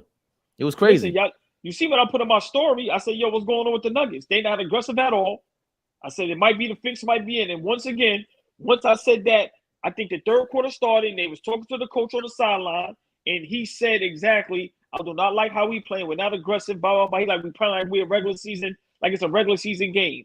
Once again, I respect LeBron. I respect the Lakers. Hell of a career. I'm not saying it's over, but I'm saying right now, the way the Denver Nuggets is playing, if the game is called fair and the Denver Nuggets do their job, this is a sweep. I don't see the Lakers winning another game unless Denver take their foot off the gas, which they shouldn't do. Hey, let me ask y'all a question. If Denver was any other number one seed in any other year, and let's say their superstar might look like me, will we be questioning this as much as we are right now, or is it because they facing the Lakers, Bron and AD? You know what it is. Great. I'm glad you said that. Yep. If it was another player and it wasn't LeBron, we'll be like it's over. Once again, man, people don't want to give up the LeBron narrative, bro. It's over. This is Jordan with the Wizards, man. It's over. It's over. Yeah, I'm a disgruntled fan. How is it over? Yo, it's over, nigga. I got the video. March 17th, you were saying the Lakers need to trade everybody. AD, LeBron, fire Rob Pelinka. And March 17th, you was just saying that. And these dudes is in the Western Conference Finals. What are you talking about? All right. You've been saying it's over, bro. All right. Now watch, let me respond. Me, I don't care if I'm right, I'm wrong. I don't care if I contradict myself. I don't care about none of that. You can have all that all you want. And I still feel like that. And when the Lakers lose, Rob Pelinka should be fired. No, I ain't going that. I'm not going to go that You hear this, man?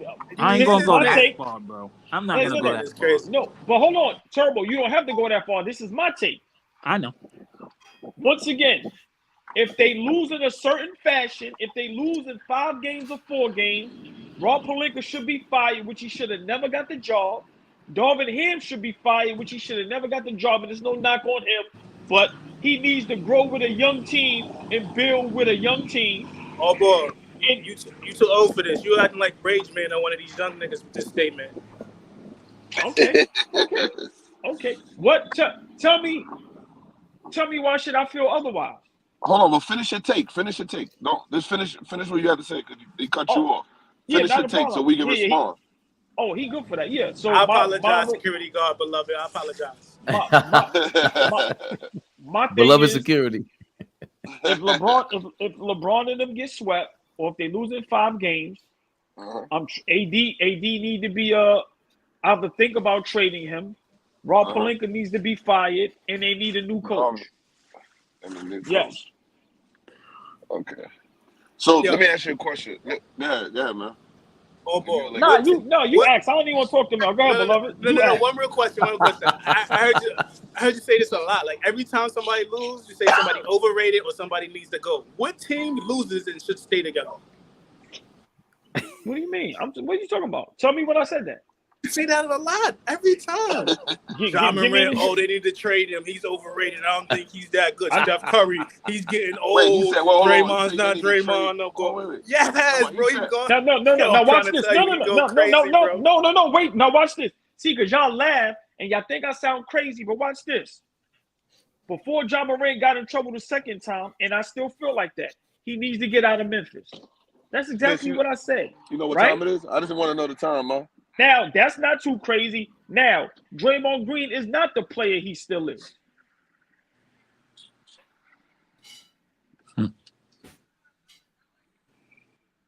So it happened? No, I got a phone call. I'm sorry. They cut you up. They're about to cut the live for you talking to BS. They about to cut the live. My nigga, I ain't never talking no bro. You just said, listen. I didn't hear the. Keep going with the John Morant. Say it again, because you got cut up. What happened? Why you said they? I think John Morant needs to get out of Memphis. Oh, okay. But you're not saying because they just lost the series. No, in his defense, he said that way before John Morant got in trouble. Yeah, It's a like good He come time. said that on. way before he got in trouble. Right. He's been saying that. Yeah, and then So I I give him also that. been saying Golden State needs to look to switch it up a little bit. I said they still have a good core four with Clay, Curry, Poole, and Wiggins. They need to start thinking about what they're gonna do, adding pieces, because Draymond Green in them is not it no more, and it was just proven in the second round. So tell me, what did I do wrong? I think they should. I think they should have moved on from Green like 3-4 years ago. But No, wait, beloved. so, Wait, beloved. No, because your man made it seem like I was saying something crazy or going crazy. Talk to me, all Mel. right. So let me respond to your take about Rob Oh, Palinka, man. The question. hold on, Hold beloved. on, hold on. Now Wow. that's family right there. She never come up. Oh my God. Smell some cupcakes. What's up, man? Oh my gosh, I'm in all this traffic. I'm trying to How head to you my feel? I'm trying to head to my niece's graduation, and I'm moving at the same time. But I had to come up here for two things. Uh-oh. For one, Uh-oh. I know, no, it's all good. Y'all know I'm like the super fan of the AllBall team. But Appreciate for you. one, I wanted to address Zach. I called him a hater on his Instagram page, and he totally killed me with kindness. And I just have to give him a shout out for that. That was like incredible. Like my girls and I, we've been talking about that for 24 hours. Like, I mean, like, how could I like come back and say anything disrespectful after he was so kind and respectful? So there was no need for you to apologize. Zach. Number two, I want to say, I'll make this my final thing. I don't know if you guys saw that show. I think it was on Hulu, and it was called Swarm, and it was about crazy fans. Oh, the Beyonce fan. Right.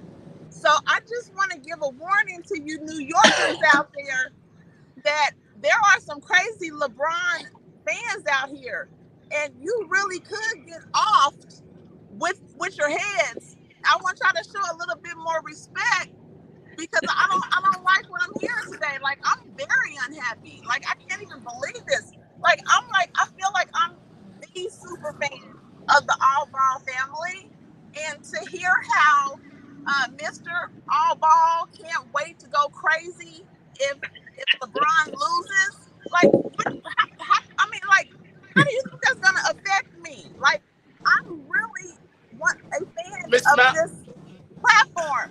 But come on, homies, you gotta let up a little bit, because there's people out here that really do love LeBron. Like homie said, I'm not a Lakers fan. I'm a LeBron fan. I follow him wherever he goes. I respect the fact that he's older now. He's losing, he's lost a lot.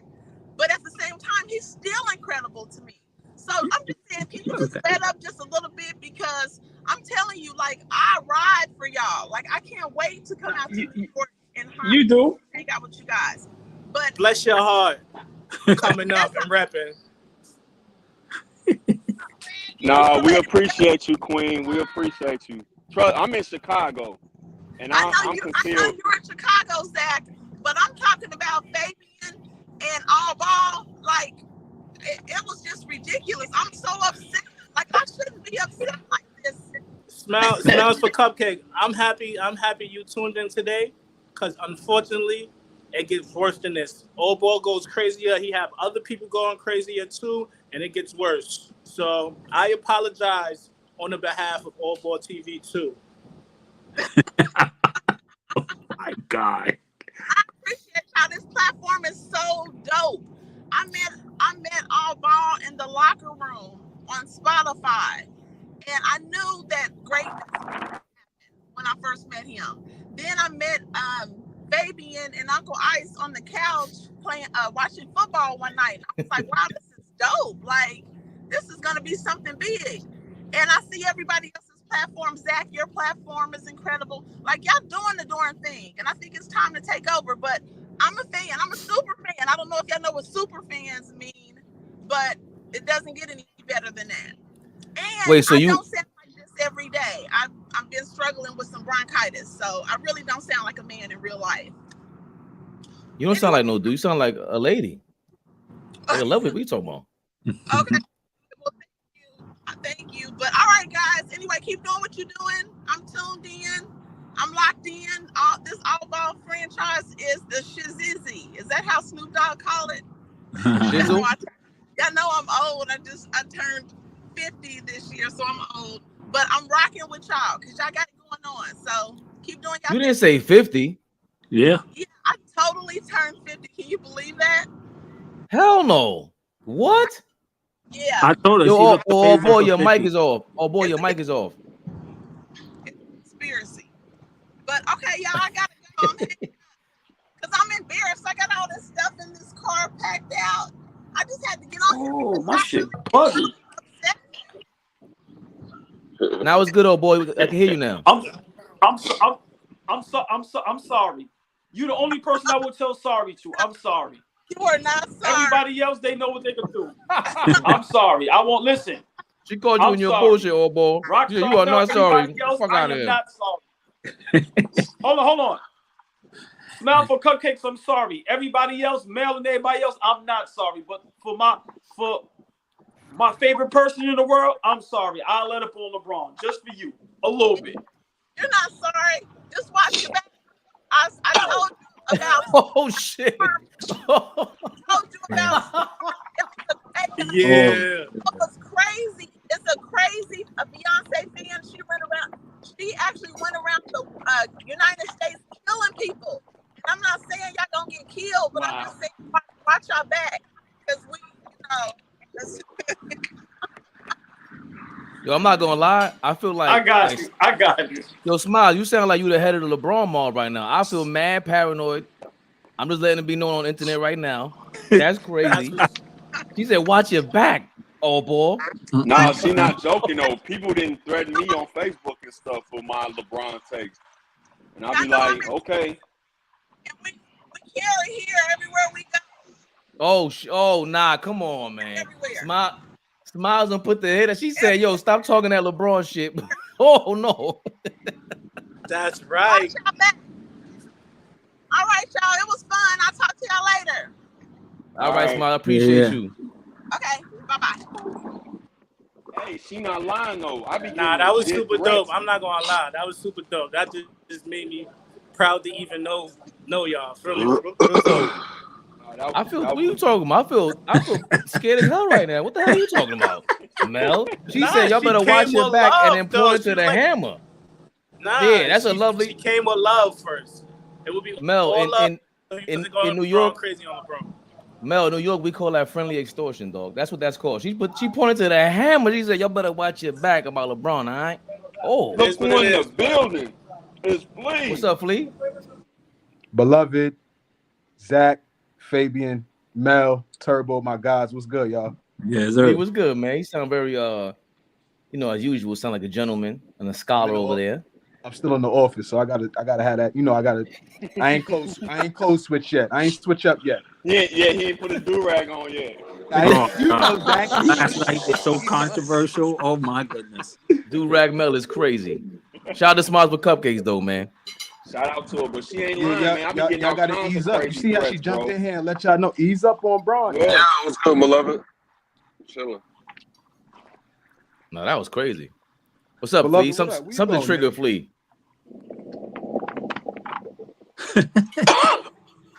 Yo, but I had a question real quick. Allball is out.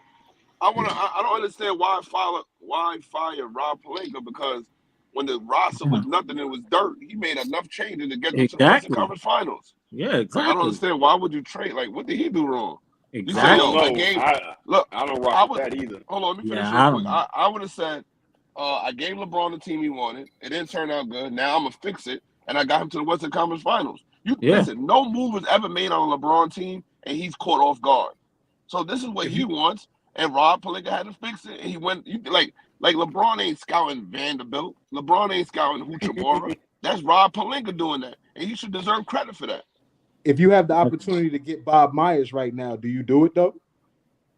No, you know why? You know why? Because I know what I know is, like, when I don't see you build from the bottom, I can't really know. Like I'm not saying he's not a good GM, but bro, he got Steph Curry and Clay. But like that's Fabian, the luck. We just did this the other day, right? Like we could minimize Bob Myers if we want, but he's done a lot while he's been there. Iguodala. He drafted Draymond, found him in the second round. Okay. He took Steph. He took Clay. Nobody saw this. Yeah. Keep it a buck. Is it? No, he didn't. draft. No, he did not. He didn't draft. He was there. He He was there draft after that, Zach. He was there. drafted. It was there. Yeah, his first draft was Draymond. And Harrison Barnes. Draymond, he made the Harrison Who Barnes was the trade. GM before him then that drafted Steph? Jerry West. No, He he was wasn't. it wasn't Jerry West. He was the consultant.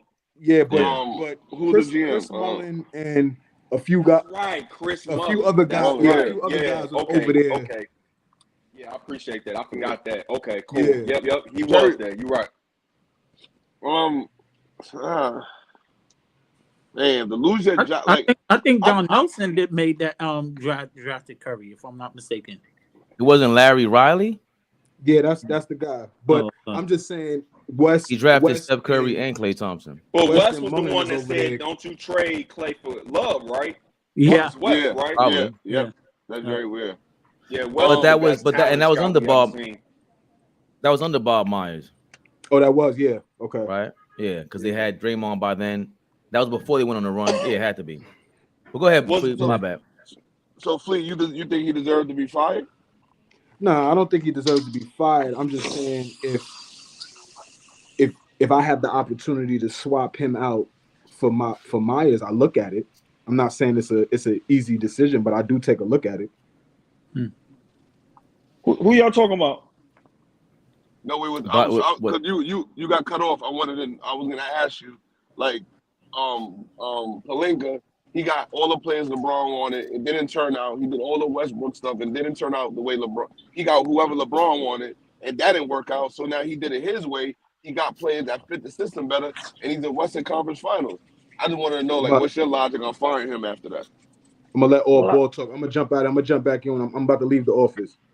Oh well, I mean, to be honest, I don't think he should have never got the job. I don't think he's doing a good job as a GM.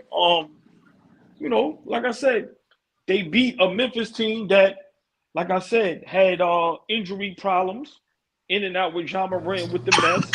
Then they beat a Golden State team that's not that good, that I've been saying all season. And right now they're showing their true colors. Now, are they a better team than when they had Westbrook? Yes.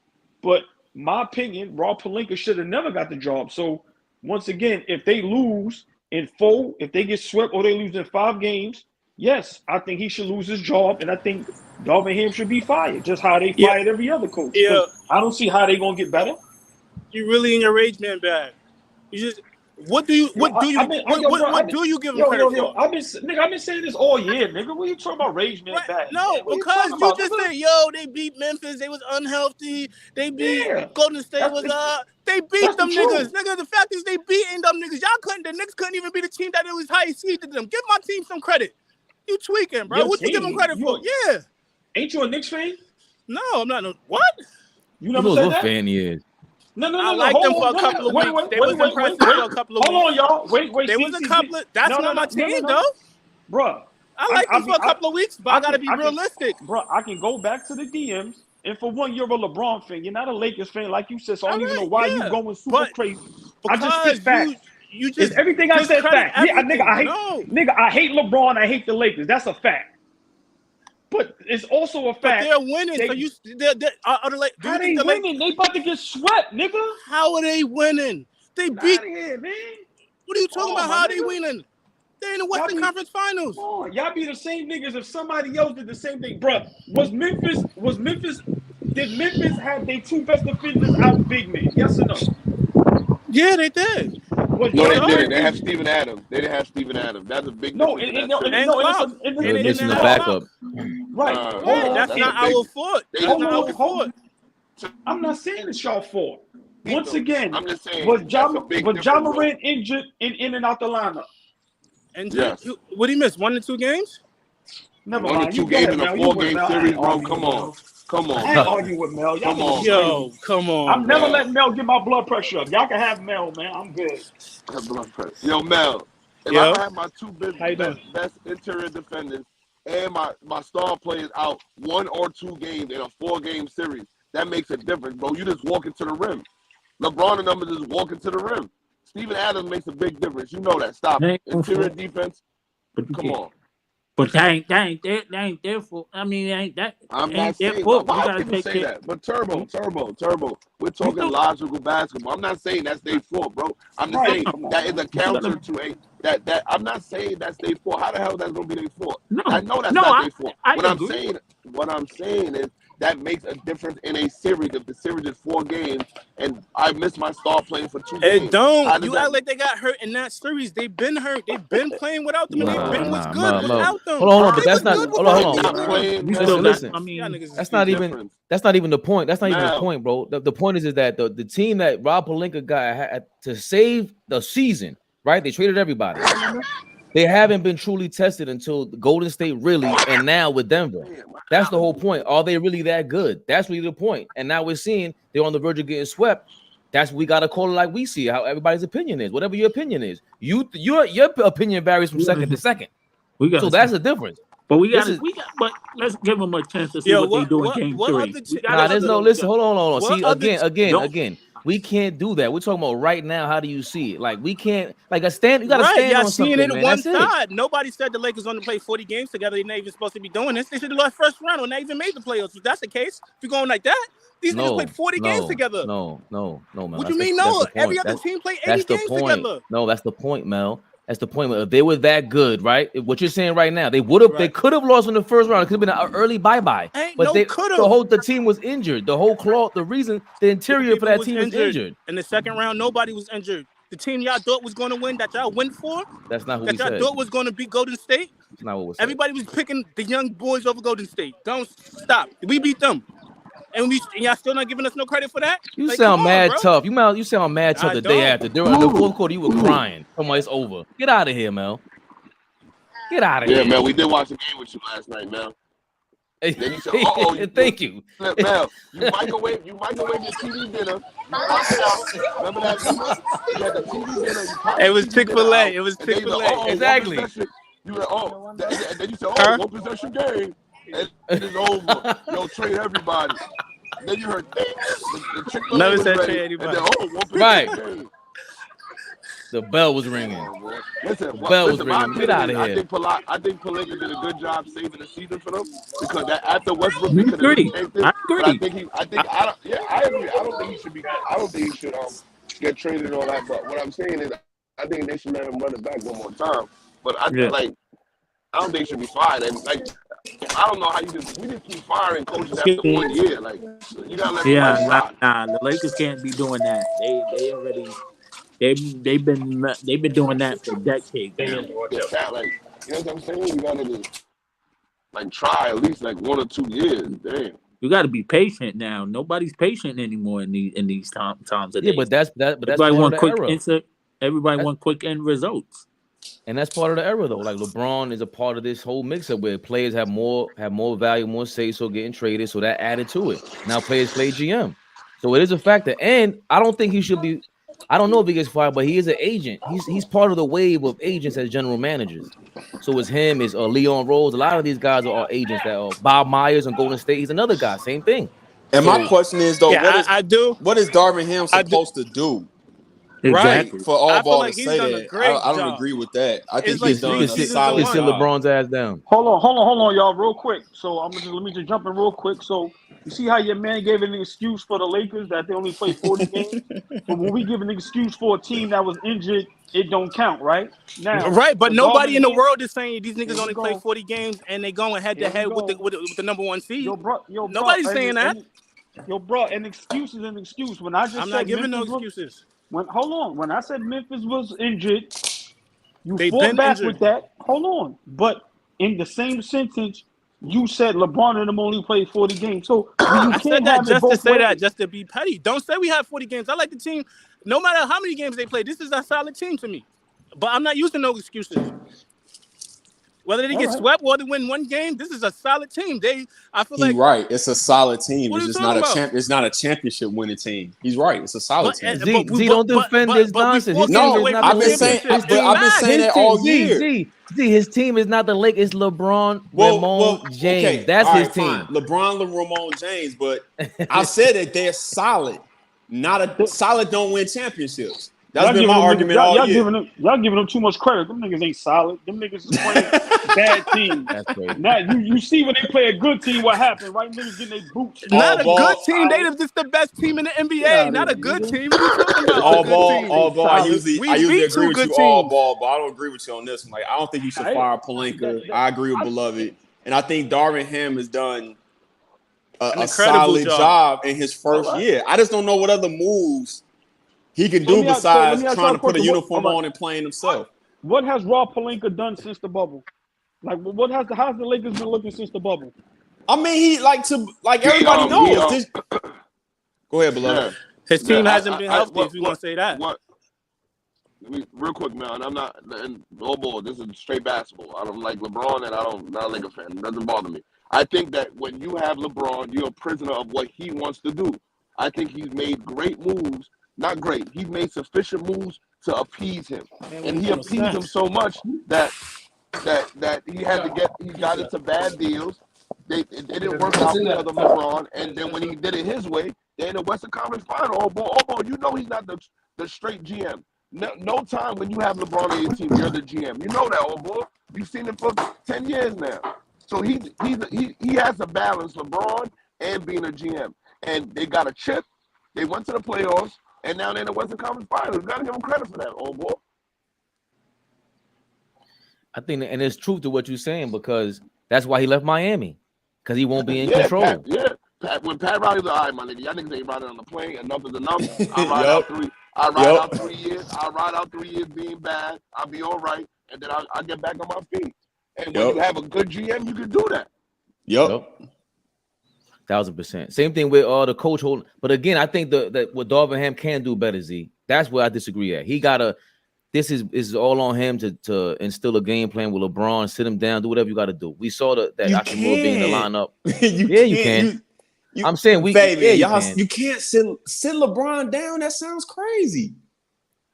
It doesn't. If you're trying to win, do that. There's 2 coaches in the NBA that can do that. Greg Popovich and Eric Spoelstra. That's the only 2 people that can sit LeBron down, bro. Sit him? And what you mean? Sit him down in the fourth quarter? No, I mean sit him as in you make a lineup change and you see how it works, and then everybody sees, okay, this is a little bit more productive, then we can work LeBron back in. I don't like straight bench him. Not really. No, I didn't even mean straight bench him. My whole thing is if you sit him down and then do what? Look at that roster. To your point, the roster is built for him. Like, sit him down and do what? I agree. Listen, I agree. I mean sit him down. I mean park his whole his whole approach to basketball, bro. Ty Lue told him, he had to motivate him. That's the bottom line. The board, like I talked about. If I don't know why Hachimura wasn't in the game in the third quarter. Point blank, period. That doesn't make sense to me. It wasn't the fouls and was none of that. You changed the lineup from the game 1 to game 2 because we said it was dumb to have a 3-guard lineup against Denver. We said it was stupid. I know that from my couch. Darvin Ham should have been knew that. That's crazy. That's a bad job. Then you fixed that game 2. That's how I knew I was right to begin with, because you switched that shit up, right? So I know I'm not wrong because you adjusted to it. Period. He did. Then in game 2, in the middle of it, Hachimura is killing, and you didn't bring him back in the third. He didn't miss a shot in the second quarter. It don't make sense to me. It doesn't. It's hot out there, beloved. Nah, yeah, I gotta come get my other car, and I'm downtown on 59 Columbus Circle. And Beloved don't really do not do below 96th Street, but I may be a little gentrified today. They got the wagon out there. Yo, and it's happy hour. Y'all live in that police state. Y'all live in that police state. Police on every corner. Here we go. New York is very beautiful when you're not in the trenches. I mean, Chicago. You can say that about any city. Chicago's very beautiful when you're not in the trenches. How you doing, Miss? You know what time it is? Man, this is wild leg out here. But yo, I understand. Yo, we understand Hachimura is still like Hachimura, right? Like what are we like? There's a lot of Hachimura talk. Like, I don't know if y'all think he about to like James Worthy. Like, y'all putting like G Wade or listen, somebody. Hachimura ain't the key to beating the Denver Nuggets. Oh, we don't think that's Mel. You a Laker fan? Do you think Hachimura is the key that's gonna turn the lock and beat the Nuggets? No, he thinks starting Schroeder is the key. That's what he thinks. The hell we talking about?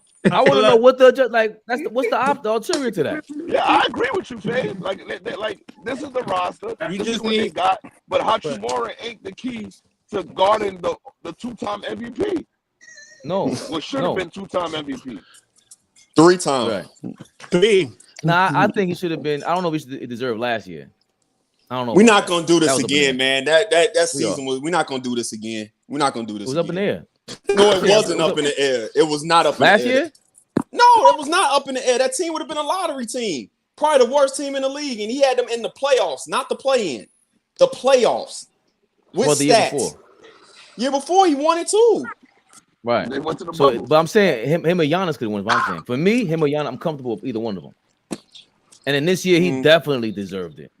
That I don't think Giannis fell off or the team didn't do what. I don't think he made an impact that and the Bucks made an impact that Joker and Denver did this year. To finish number 1, they're still being doubted. They should be beating the Lakers' ass right now. As Boston Celtics for life would say, the bum ankles are cooked. Lakers have no answer for Nikola Jokic. Nah, according to Mel, Schroeder is the answer. Boston Celtics for life. No, what does he want Schroeder to do? The answer is whoever's hot. Is LeBron and AD has to be playing good, and then whoever else is hot, we going to them. One game it was D'Lo, one game it was Lonnie Walker, one game it was Rui. Whoever's hot that's the. But Mel, the problem with this is it might have to be 2 of them. This series it might have to be 2 of them hot on the same game for them to win. But but Mel, this is what I was trying to tell you, and I keep saying it. You can have LeBron, AD, and then one person hot because you have Clay, Steph, and then you have Wiggins coming back over a long period of time. So they don't have another hot person. And Jordan Poole checked out. Denver got 7 hot niggas ready all the time, on tap, ready to give you 14 and a quarter, and then you won't hear from them again because another person's about to give you another 12. Then another person's about to give you 11 and 2 threes. Then Porter gonna hit 3 threes coming off the screen the wrong way off the wrong foot. It's too much coming at you. And think about it, when Denver gets stagnant and Denver gets those one-shot possessions, that's when the Lakers come back in the game. Yo, I agree with you. I'll piggyback off of what Zach said. I'm not gonna sit here and cap like I've been watching Denver. I haven't been watching Denver, but from the past 2 games, this series alone, I haven't even been tapping into Minnesota a little, Phoenix a little. I ain't really been to them. But from the games when I really been tapped in, it's like you said, the options over there. This is what they, like Zach said, this is what they do. This is not nothing. So if they do sweep the Lakers, you gotta adapt them niggas up because this is what they do. Yo, I'm gonna check in real back. I gotta pick up this look. Peace, yo. All right, B. You good luck on your game. Your game today, right? You said? I think it's tomorrow and Saturday. He said. No, they play tonight. Oh yeah. Yeah. They play tonight because it's game 2. Celtics and he play tonight. It's a no. No. He's talking about Beloved's game. Oh, okay. Yeah, it's definitely tomorrow afternoon. I know he definitely has a game tomorrow uptown, Mel. In Jefferson. So yeah, I don't know. Oh, but this guy I do want to talk about tonight's game before. We're gonna go live later, but what y'all thinking tonight? Hemi, Tatum. Is it on them? Obviously, I want to say a must win. Oh hell no, Mel. You sound like a robot, Mel. Yeah. Yo, Mel, come in and out. Good. No, it's on. It's got to be on Tatum and them. You know what I didn't realize, and I don't think he's hurt. Yo, Zach, change the audio. Now I know what's happening. See the audio right here, that 3 buttons on the screen. Yeah. Change the audio to. Oh yeah, you sound. Yeah. See if it says headphone mic and not iPhone mic. That's what it is. There it is. Yep. Go ahead. That's what it was. Shit, you sound crazy right now. Wow. Whoa. I sound crazier? No. It sound good. I I don't want to see you sound good because it sounded like, I don't want to hit on you in public like this. Hey, I'm from Chicago. Y'all Harlem guys with all that. I know you're a married man. I'm a married man. That's y'all New York cats with all that, man. I can't keep up with that. No. That's what was messing with me earlier. It was the fact that it was on my phone. No, I didn't realize that Grant Williams then played himself out the rotation to the point that Missoula is playing Peyton Pritchard. And I love Peyton Pritchard. I had a hand in getting him drafted. Yes, I'm gonna say that in the first round. But it's like, no, Zach. What? How did you have a hand? That's come on, man. How did you have a hand in him getting drafted? Let's go. So the year that he was coming out, it was tossing him as a possible first round, but more likely a second round to undrafted pick, right? Because they didn't know about his size. I made a video critiquing him, his college career. And I lined his college career. I keep saying this, college career. I'm going to say it again, college career up with Jason Kidd's college career, the 2 years he had at Cal. And the type of impact Kidd had, the stats that Pritchard put up, the team that he had in Oregon. I made this whole video. It kind of went, I don't say viral, but it did well on Twitter. Did really well. Lo and behold, week and a half, maybe 2 weeks go by. The dude for ESPN that does the draft stuff, I forget his name, the white guy. You know who I'm talking about. He does all the interviews for the draft, the scouting. He travels around. Mel Kiper? No, for basketball. What's his name? Turbo, what's his name? I thought it was Mel Kiper. No, he does football. Jonathan Cavoni, I think his name is. Jonathan Cavoni. I think that's who it is. I would have never remembered. Yeah, he sounds familiar. Yep. But he's the only one that does it. So if you watched ESPN's draft coverage for basketball, he's the one that's doing that all year, right? He made a video literally mimicking my video of Peyton Pritchard on ESPN. Literally, he used the same highlights and everything. He didn't do the Jason Kidd thing, but he literally used the same highlights, talked about his game the same way I did, minus Jason Kidd. Within a week, Peyton Pritchard was in the first round because he did that. So you can't tell me nobody else was. And that was the year, and the only year, I did a live draft show with Rashad Phillips and them. So I was doing research and dropping videos and scouting. So that's when I was really on my draft stuff because I was getting ready for that draft. That was the draft that happened that November because the season was weird, remember? So yeah, that's how that happened. But I didn't realize Grant Williams had played himself out of the rotation. So I'm looking at this series, and the question is, Miami shot the three well. They shot 50% from the three. But what makes me think they can do it again is Boston defense, again, we've been saying this, Fabian, it's not tight. Suspect. It's been suspect. Those were all good looks they got, Turbo. Miami don't force shots, and they don't turn it over. That's why Boston has to play fast. That's the only way. I agree. They got to play fast. And to me, I think they need to just go back to the original lineup because this ain't Philly. Right. That's fair. Yeah, I think you mean come back with Robert. It's funny because Robert Williams is one of those guys that it's like he's a starter, but he's not a starter. Like I would start him to get him out the way. He got a couple dunks, scored the ball early. Yeah. But to your point, I agree, Turbo. They might be better served to go back to White and play faster because they defense. Yeah. That's why, Fabian, this Heat series is tricky, bro. You're looking at the talent, but we talking basketball. They got the recipe. You got Jimmy Butler scoring. Yeah. Bam playing well. They shoot the three well. Yes. They don't turn it over. They don't panic. Miami does not panic. Last time I checked, that's winning basketball. Miami does not panic, bro. That's the crazy part about it. And let's not forget the three main factors of that Miami Heat team. First of all, I think Spoelstra is the best coach in this series. No question. Yeah. Then you got the Kyle Lowry and the Kevin Love factor because they won championships, so they know what it takes. And Turbo, to your point, they not washed like we like to say. Like Lowry is better served to be a backup coming off the bench. Yes. And then Love, he was such a high level player. It's not like he's gonna fall completely off a cliff. He grabbing rebounds, he's outletting, and then he's making open threes. So it's the perfect role for him as well. Yeah. Boston might be in trouble, man.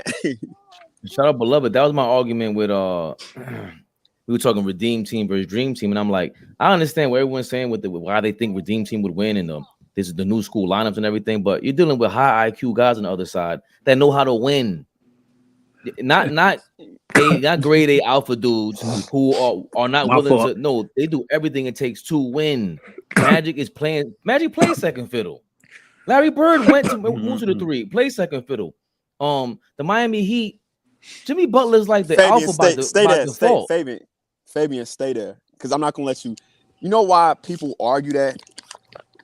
Because they say stuff that's not the truth. The only one on that team that was no longer in their prime was Larry Bird. Magic won the MVP in 1990, lost in the finals to Jordan in 91, so he had a year off. So if anything, he wasn't washed, he was rusty. Everybody else was in their prime. Drexler just lost in the finals. Barkley goes to the finals the next year. Ewing is in his prime. Robinson is in his prime. Barkley is definitely in his prime. 25, 28 years old. Pippen is in his prime. Jordan is in his prime. So the narrative is really Bird was the only one that was done. Everybody else was in their prime. So the argument to me is always off base if you want to pick the Redeem Team, that's fine. I get it. Those are great players too.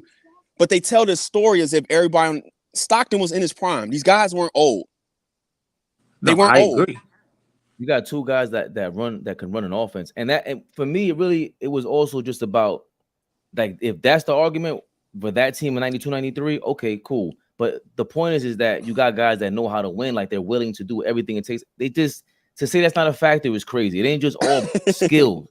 It's not and the Celtics are that. This is the same argument. The Celtics are more skilled.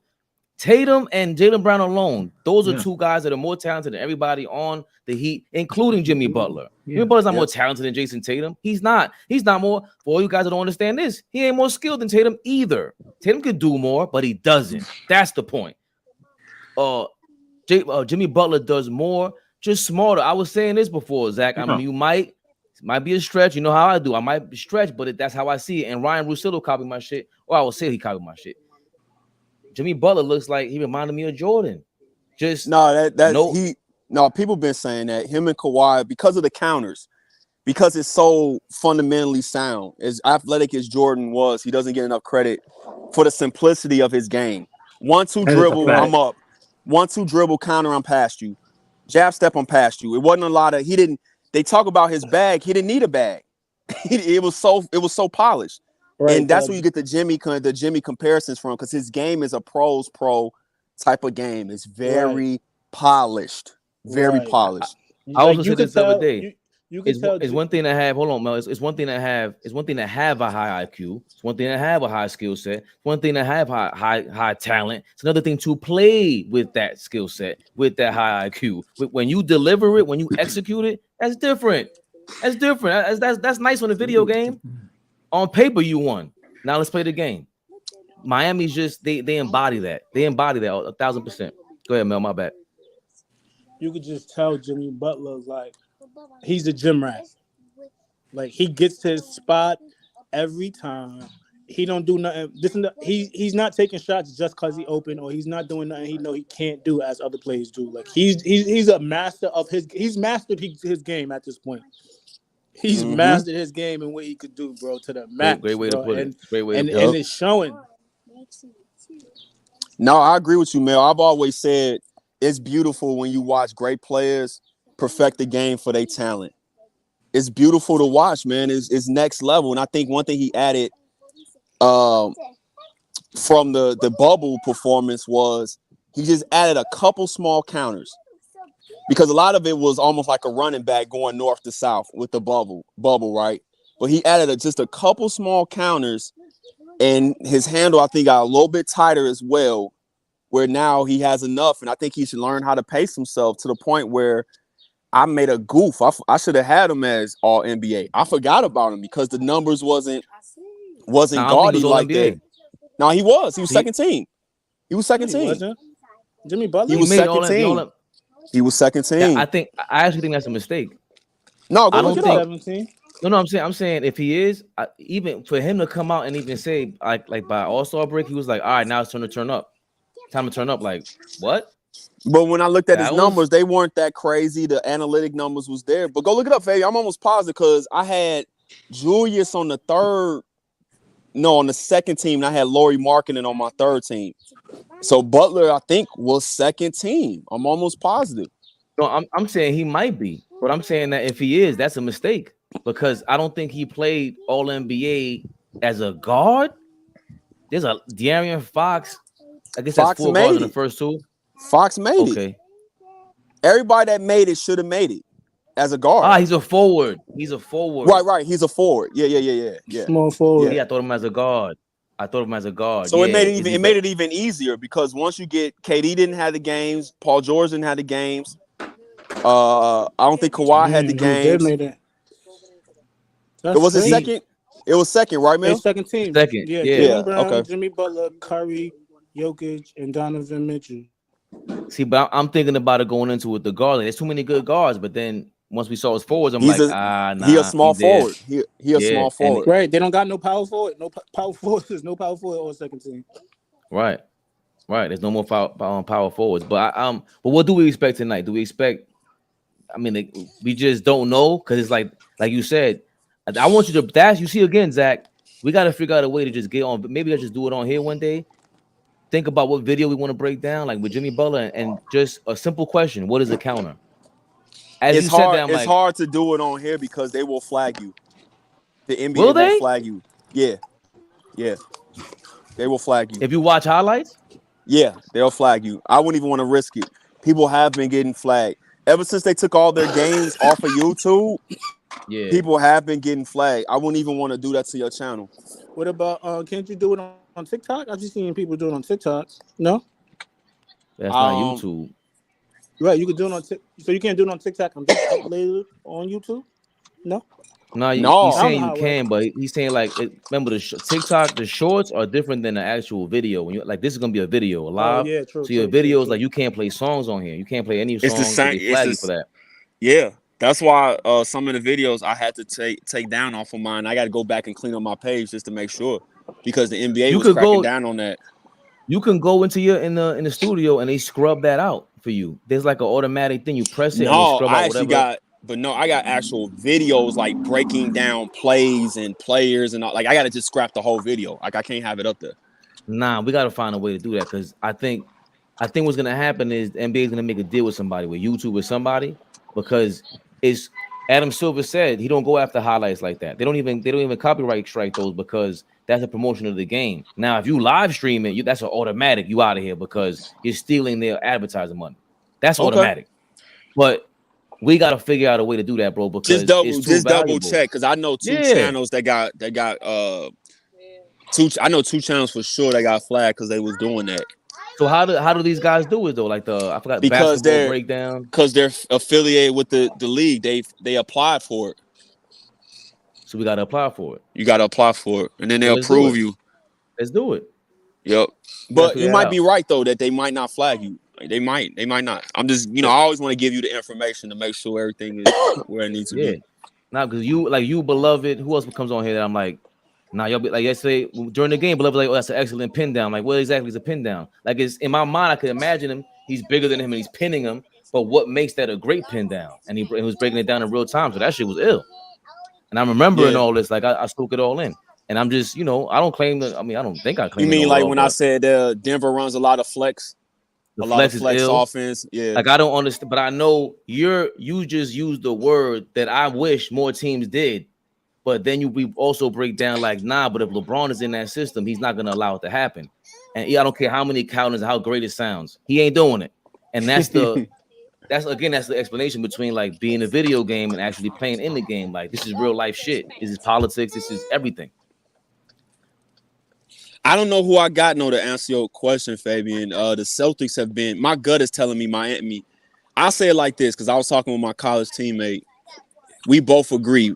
This is a must win for Boston. As crazy as it sounds, that is a fact. This is a must win for Boston because if Miami is up 2-0 going back home, and beloved, we was talking about how they literally, it might not be exciting, but they're playing as a coach how you want your team to play.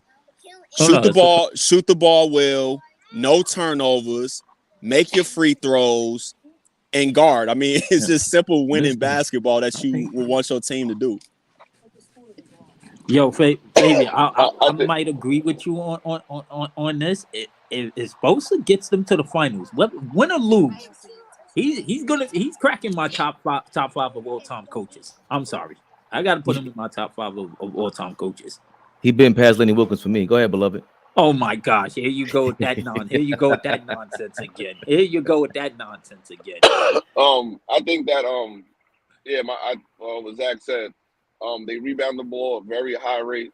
They don't lose the 50-50 balls. And number 3, and I think right now he has them galvanized enough to feel confident. There we go. There go the traffic. I think they have them galvanized enough to think that they're going to go to the finals. But my opinion is I don't think Miami wins another game. Another game at all? I don't think Miami wins another game. I won't go that far. And why I'm saying it is not to be. Hold on, you're the only one saying it. So I want you to say it because Bleeze was the only one saying Miami was going to give the Bucks a problem. So I don't hear nobody else saying what you're saying. Everyone's gassed up off Jimmy. Let's keep it a buck. And you're the only one saying it. Remember, I said it before. I said the same 2 things what I said about the Lakers and Denver, and I also said about Boston. I said I'll be very surprised if Miami wins a game or Boston doesn't sweep them. I think I think Miami got the game. I think at a certain point, talent is always going to take over. So that's why football is so hard, because you can get that one game. The NBA 4-game series, the talent is going to take over. And Miami, like Strus, Gabe Vincent, they're playing a real short season, right? So right now they played about 14, 15, 16 games. When you get into that 17, 20 game level, the talent is going to even out, and then I think that's going to show. And I think, if I'm not mistaken, this is like their 15th game, maybe. Let me see, 4, that's 8, maybe like 12. I think Boston is enough. I don't think I'll be very surprised if Miami wins another game this series. I think I just think the talent is going to take over, and I think Jaylen Brown and Tatum are going to not figure it out. They're going to play at that level where they played Cleveland and they lost to Cleveland. It's going to be this dumb two. It's going to be too much Tatum and Brown, I think, for Miami right now. And that's what the problem is with the Celtics offense. They too unpredictable. Just don't know. They're Dr. Jekyll and Mr. Hyde. They're like Dr. Jekyll and Mr. Hyde. You don't know whether they're coming or going. Right, and then if both of them is not performing at a high level, the talent ain't that much better. That's what I was gonna say, Mel. I agree. It's not that big of a gap. If both of them is going crazy, the talent ain't that much better, bro. Especially if Bam is gonna play like that, and then the rest of the guys are getting open shots. And like we always said, I said this on Twitter joking, that Tatum need a guy on the bench dressed like regular. It could be somebody from his hood. It could be somebody from one of our hoods. Not even hyping up, just like, hey, bro, enough of the jump shots. Go to the basket. Like, somebody need to tell him that. Because when he's doing, go to the basket. Why you keep shooting these jump shots? They live and die on too many tough tools, which plays right into a team like Miami's hands. That's why, beloved, I hear you, beloved, because that's why I'm not jumping out the window, because the talent usually do win out. But my gut and eyes is saying Miami gonna win this series. Yeah, because they're more disciplined and more organized. That's the problem. Yo, God rest the peace. If whatchamacallit was still alive and he saw the way how Tatum was playing, I guarantee you he would send him some information on how to play better and how to get off screens and stuff like that. Just little paying attention. Yeah. He'll just tell him Turbo. He'll just tell him to do it. Because he's past that needing to learn how. He knows how to, but he falls too in love with the jump shot. And it is almost like somebody told him on the sideline or it clicked in his head, he'll have 2 straight possessions where you're not going to stop him from getting to the basket. Yeah. And then he'll go right back to shooting tough and selling for jump shots again. Yeah. And that's always been my thing with Boston anyway. And Tatum, I was saying it before, he was like Paul George. They got the same up and down, inconsistent approach to the game, aggression. So, but in that game, in that fourth quarter, I think they got away from him a couple of times. Now the problem with Tatum is if you only have, let's say it was 7 touches in the fourth quarter, you got to be excellent right now against Miami. Like that turnover he had where he couldn't get past for whoever it was, and he threw the ball to Jimmy Butler. They kind of threw like two steals. Yeah, but they kind of those were lazy passes. If you really watch it wasn't just a lazy pass. He didn't know. Like he looked like again Julius Randle. That's what I'm saying. Like you didn't know how to jab step and like get to the paint and give the ball up, come and go back to the post and take the ball in a different spot. Like he got to have a different approach when he's being aggressive because he's most effective in anywhere in the perimeter at any given time against any team. He had no field goals in the fourth quarter. That's crazy. That's insane. He was 0 for 0. No field goals. That's no field goal attempts. No, yeah, he had no attempts. Like if he did, he got fouled. Right. They were free throws. But to my point, it shouldn't matter if it's just free throws. You should have some attempts. He had no attempps. He shouldn't be a splash brother. I think maybe some, and I think that we haven't maybe addressed it, or maybe I missed it. Who won the 6th Man a Year award this year? Yeah, Brogdon. Brogdon. You understand he hasn't even knocked on the door yet, right? No. He had a good game until the fourth quarter. Listen, impact 6th man is gonna give you the 20. You know that, right? He had 20 last game. He's gonna give you a 20-point game. He had 20 game 1. Yeah. He was killing. He came in the game and was killing. But he didn't score in fourth quarter. The fourth quarter. He didn't have shots neither. Yeah, they all disappeared. Yeah. Okay, that's why I think Brogdon and what's the light skinned dude name that got hit in the mouth? Derek White. No, another one. Not Derek White. Williams. I think him and Williams start. Williams ain't played. Why? He ain't played in like 2 games for real. Like 2 or 3 games. He not even really in their rotation. Going back to the Philly series. I think he's gonna put him and have him a little bit more active at the high post against Bam. I think you have to maybe give Grant Williams less minutes, and you have to feel out Al Horford because I think Williams can bang with Bam, and I think he'll make Bam play a little bit more honest on that corner 3 because he can knock down a 3. And we'll see. Brogdon played a lot too. Brogdon played 37 minutes. Yeah. Yeah, I don't know. You know what else too? Maybe that wasn't an impactful 20. I need a 6 man 20. No, it was 50. He shot 50%. He was 7 for 14. But the fourth quarter, none of them showed up in the fourth quarter. Nah, beloved, remember in the second quarter, Boston went on a crazy run. They went away from that lineup. They sat Robert Williams down. Because remember, against Philly, Robert Williams came in and changed everything. But now against the Heat, I don't know. They're starting to play him well. So once he sat Robert Williams down, they went crazy. But you see how the Boston, they have options. They can go to a smaller big man that can hit the 3. Some team that's not in the playoffs no more. When you look down that bench, you don't have that option no more. Right. So Denver has super options right now. Boston has options, right? Got you. A lot of teams don't have that option. Like everyone screaming Thibodeau. He looks down the bench. He don't got that option. You know what I said. The other one is a slam dunk champion, and then that's all you got. Yeah. You know what else? You know I'm mad at quickly. You know I'm mad at Top. You know I'm mad at all of them. But you're right. If they're not going to perform, that's the reason why. We are who we are because it was an 8-man rotation. And if Boston doesn't, but I think again that's the coaching. Like he was throwing the clipboard on the floor and everything. But if you knew Robert Williams, if you went on that run in the second quarter where they scored crazy points and then they gave up a record amount of points in the third quarter. They gave up a record amount of points in the third quarter to the Miami Heat. That's what 46 points. That's what happened to him. And then you went too far with that, and you didn't counter it with the best lineup in the game. Okay, you think Miami could have another record third quarter again in this series?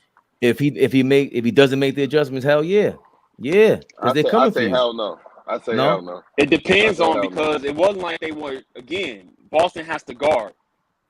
Like they was taking tough shots. They was making open shots. They got a guard. So I don't think that's what Boston is not defending. Yeah, but I didn't like the way Z. You may have Z. I don't like when after Miami runs their stagger screen on the side for Jimmy Butler. He comes off, he gets the post, right? And they get the backside movement. There's no need to double right away. I don't like doubling right away until you have to keep killing me. You keep killing me. Your twos is not going to be as effective as if you get active Gabe Vincent. They're playing so far off the shooters, they can't even recover. There's no reason to either if you're gonna do full commit double team, you have to full commit double team and say, I'm gonna die on this hill right here. So that means Jimmy Butler should have at least 13 to 15 assists. You can't have him get 30 and 7 assists. You know what that means? That means you're not defending good, you're not sending a full double, and the others are hitting threes. When the others hit threes, Miami's tough to beat. They have too much momentum. You gotta make a bum feel like he's a bum. You got to make niggas feel like they don't even belong on the court with you. And I don't see a team besides maybe Denver. Like, I don't see a team that has that aggressiveness. Maybe Miami. Like, they don't have the aggressiveness to make them feel you don't belong. Killer teams like the Spurs, they will make Miami feel like you don't even belong in this league. Those Kawhi Leonard Spurs, they will have Miami on smoke. Like, those are teams that make you feel like, listen, you undermanned, and I'm gonna show you why you undermanned. And you know what's crazy? They keep giving them life. But I feel like I'm looking at the numbers. Lowry 3 for 5 from 3. Caleb Martin 3 for 7. Kevin Love 2 for 3.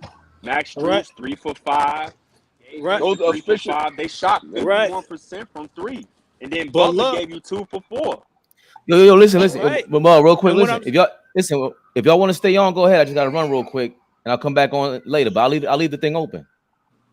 Yeah, but it's like I'm watching when they are doubling, and then when they scramble back, it's like these kids. I mean, even though I feel like same thing Beloved said. These guys don't belong. But then their confidence is building because they getting wide open shots. And Jimmy's making, I don't know how many assists he had. I got to look at the assists. But he's making the correct pass every time. Remember I said 7. It's in the pocket. 7. He's making the correct pass every time they double, bro. These dudes is getting wide open shots or wide open layups. Like, it's hard to break a nigga confidence and they getting wide open shots. You think at this point of your career, right? At this point of his career, should Kyle Lowry be able to pump fake you and go by you? Yo, I watched the after the game he was interviewed with Shaq and them. He said, I wasn't in shape. I feel like myself again. I'm back to Kyle Lowry again. I just come off the bench now. I didn't ask you what he said. I asked you a simple question. At this point in his career, should he be able to pump fake you if you run him off the 3-point line? Should he be able to penetrate to the middle of the court? I think I'm gonna answer for him. I'm gonna say he's still an NBA player at the same time. Yes, right. He's still an NBA player. He's a what? He come off the bench now. You said yes because of what? I didn't hear that. Both of y'all broke up. I said I'm gonna say yes because he's still an NBA player.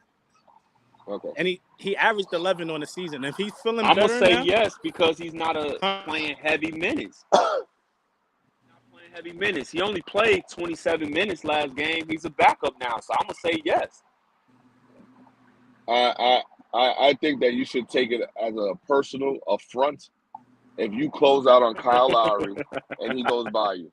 If I was your man, when you get back to the mansion, I'm smoking you. I'm like, yo, bro, you getting killed by Tubby. But like, who's stopping him? White? He should be able to. Yes, Derek White should be able to break down and get in front of him. Marcus Smart should be able to break down and lock him. I agree with you. They should. I agree, but it's not happening. Yes. I agree. And that's why you lost game 1. That's why he threw the clipboard on the floor. And if I was him, we're doing and you gotta remember, this is still the NBA. They're not having a practice like their next practice. They wasn't running suicide. They wasn't doing defensive drills. They just watching video and seeing what they can clean up. But at a certain point, it's still basketball. You have to tell your team, yo, listen, I don't care. I don't care what we're doing on the offensive end. We need to play defense because I know we're going to score. They're going to have to guard. But why can't we guard them? That's the problem. Mm-hmm. That's the problem because I'm looking at their stats, trying to figure it out, break it down.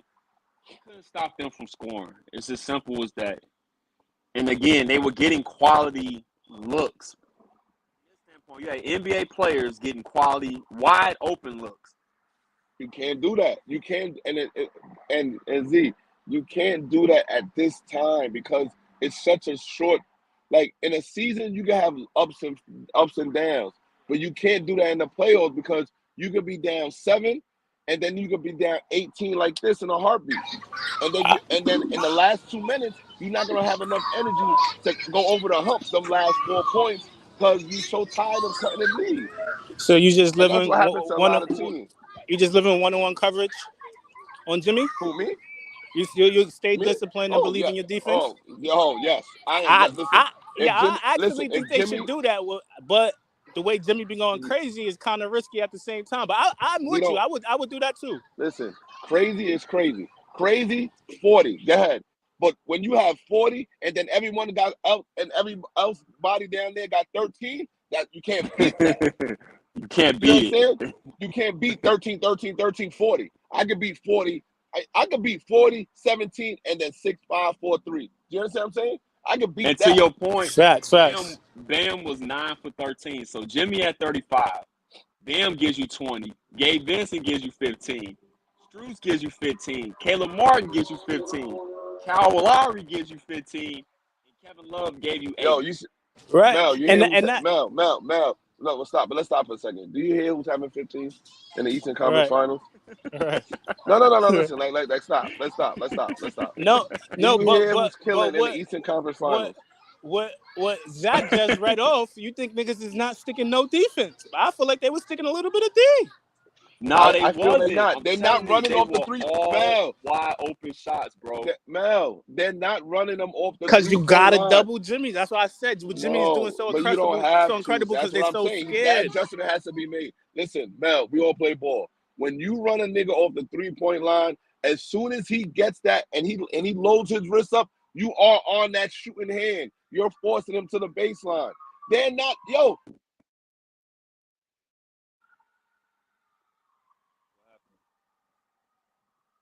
I lost service. Y'all can hear me? No, I can hear you. Go ahead. Oh yeah. They're not running them off the 3-point line. And one thing Boston was known for in the bubble and in the next year, they were known for their defense.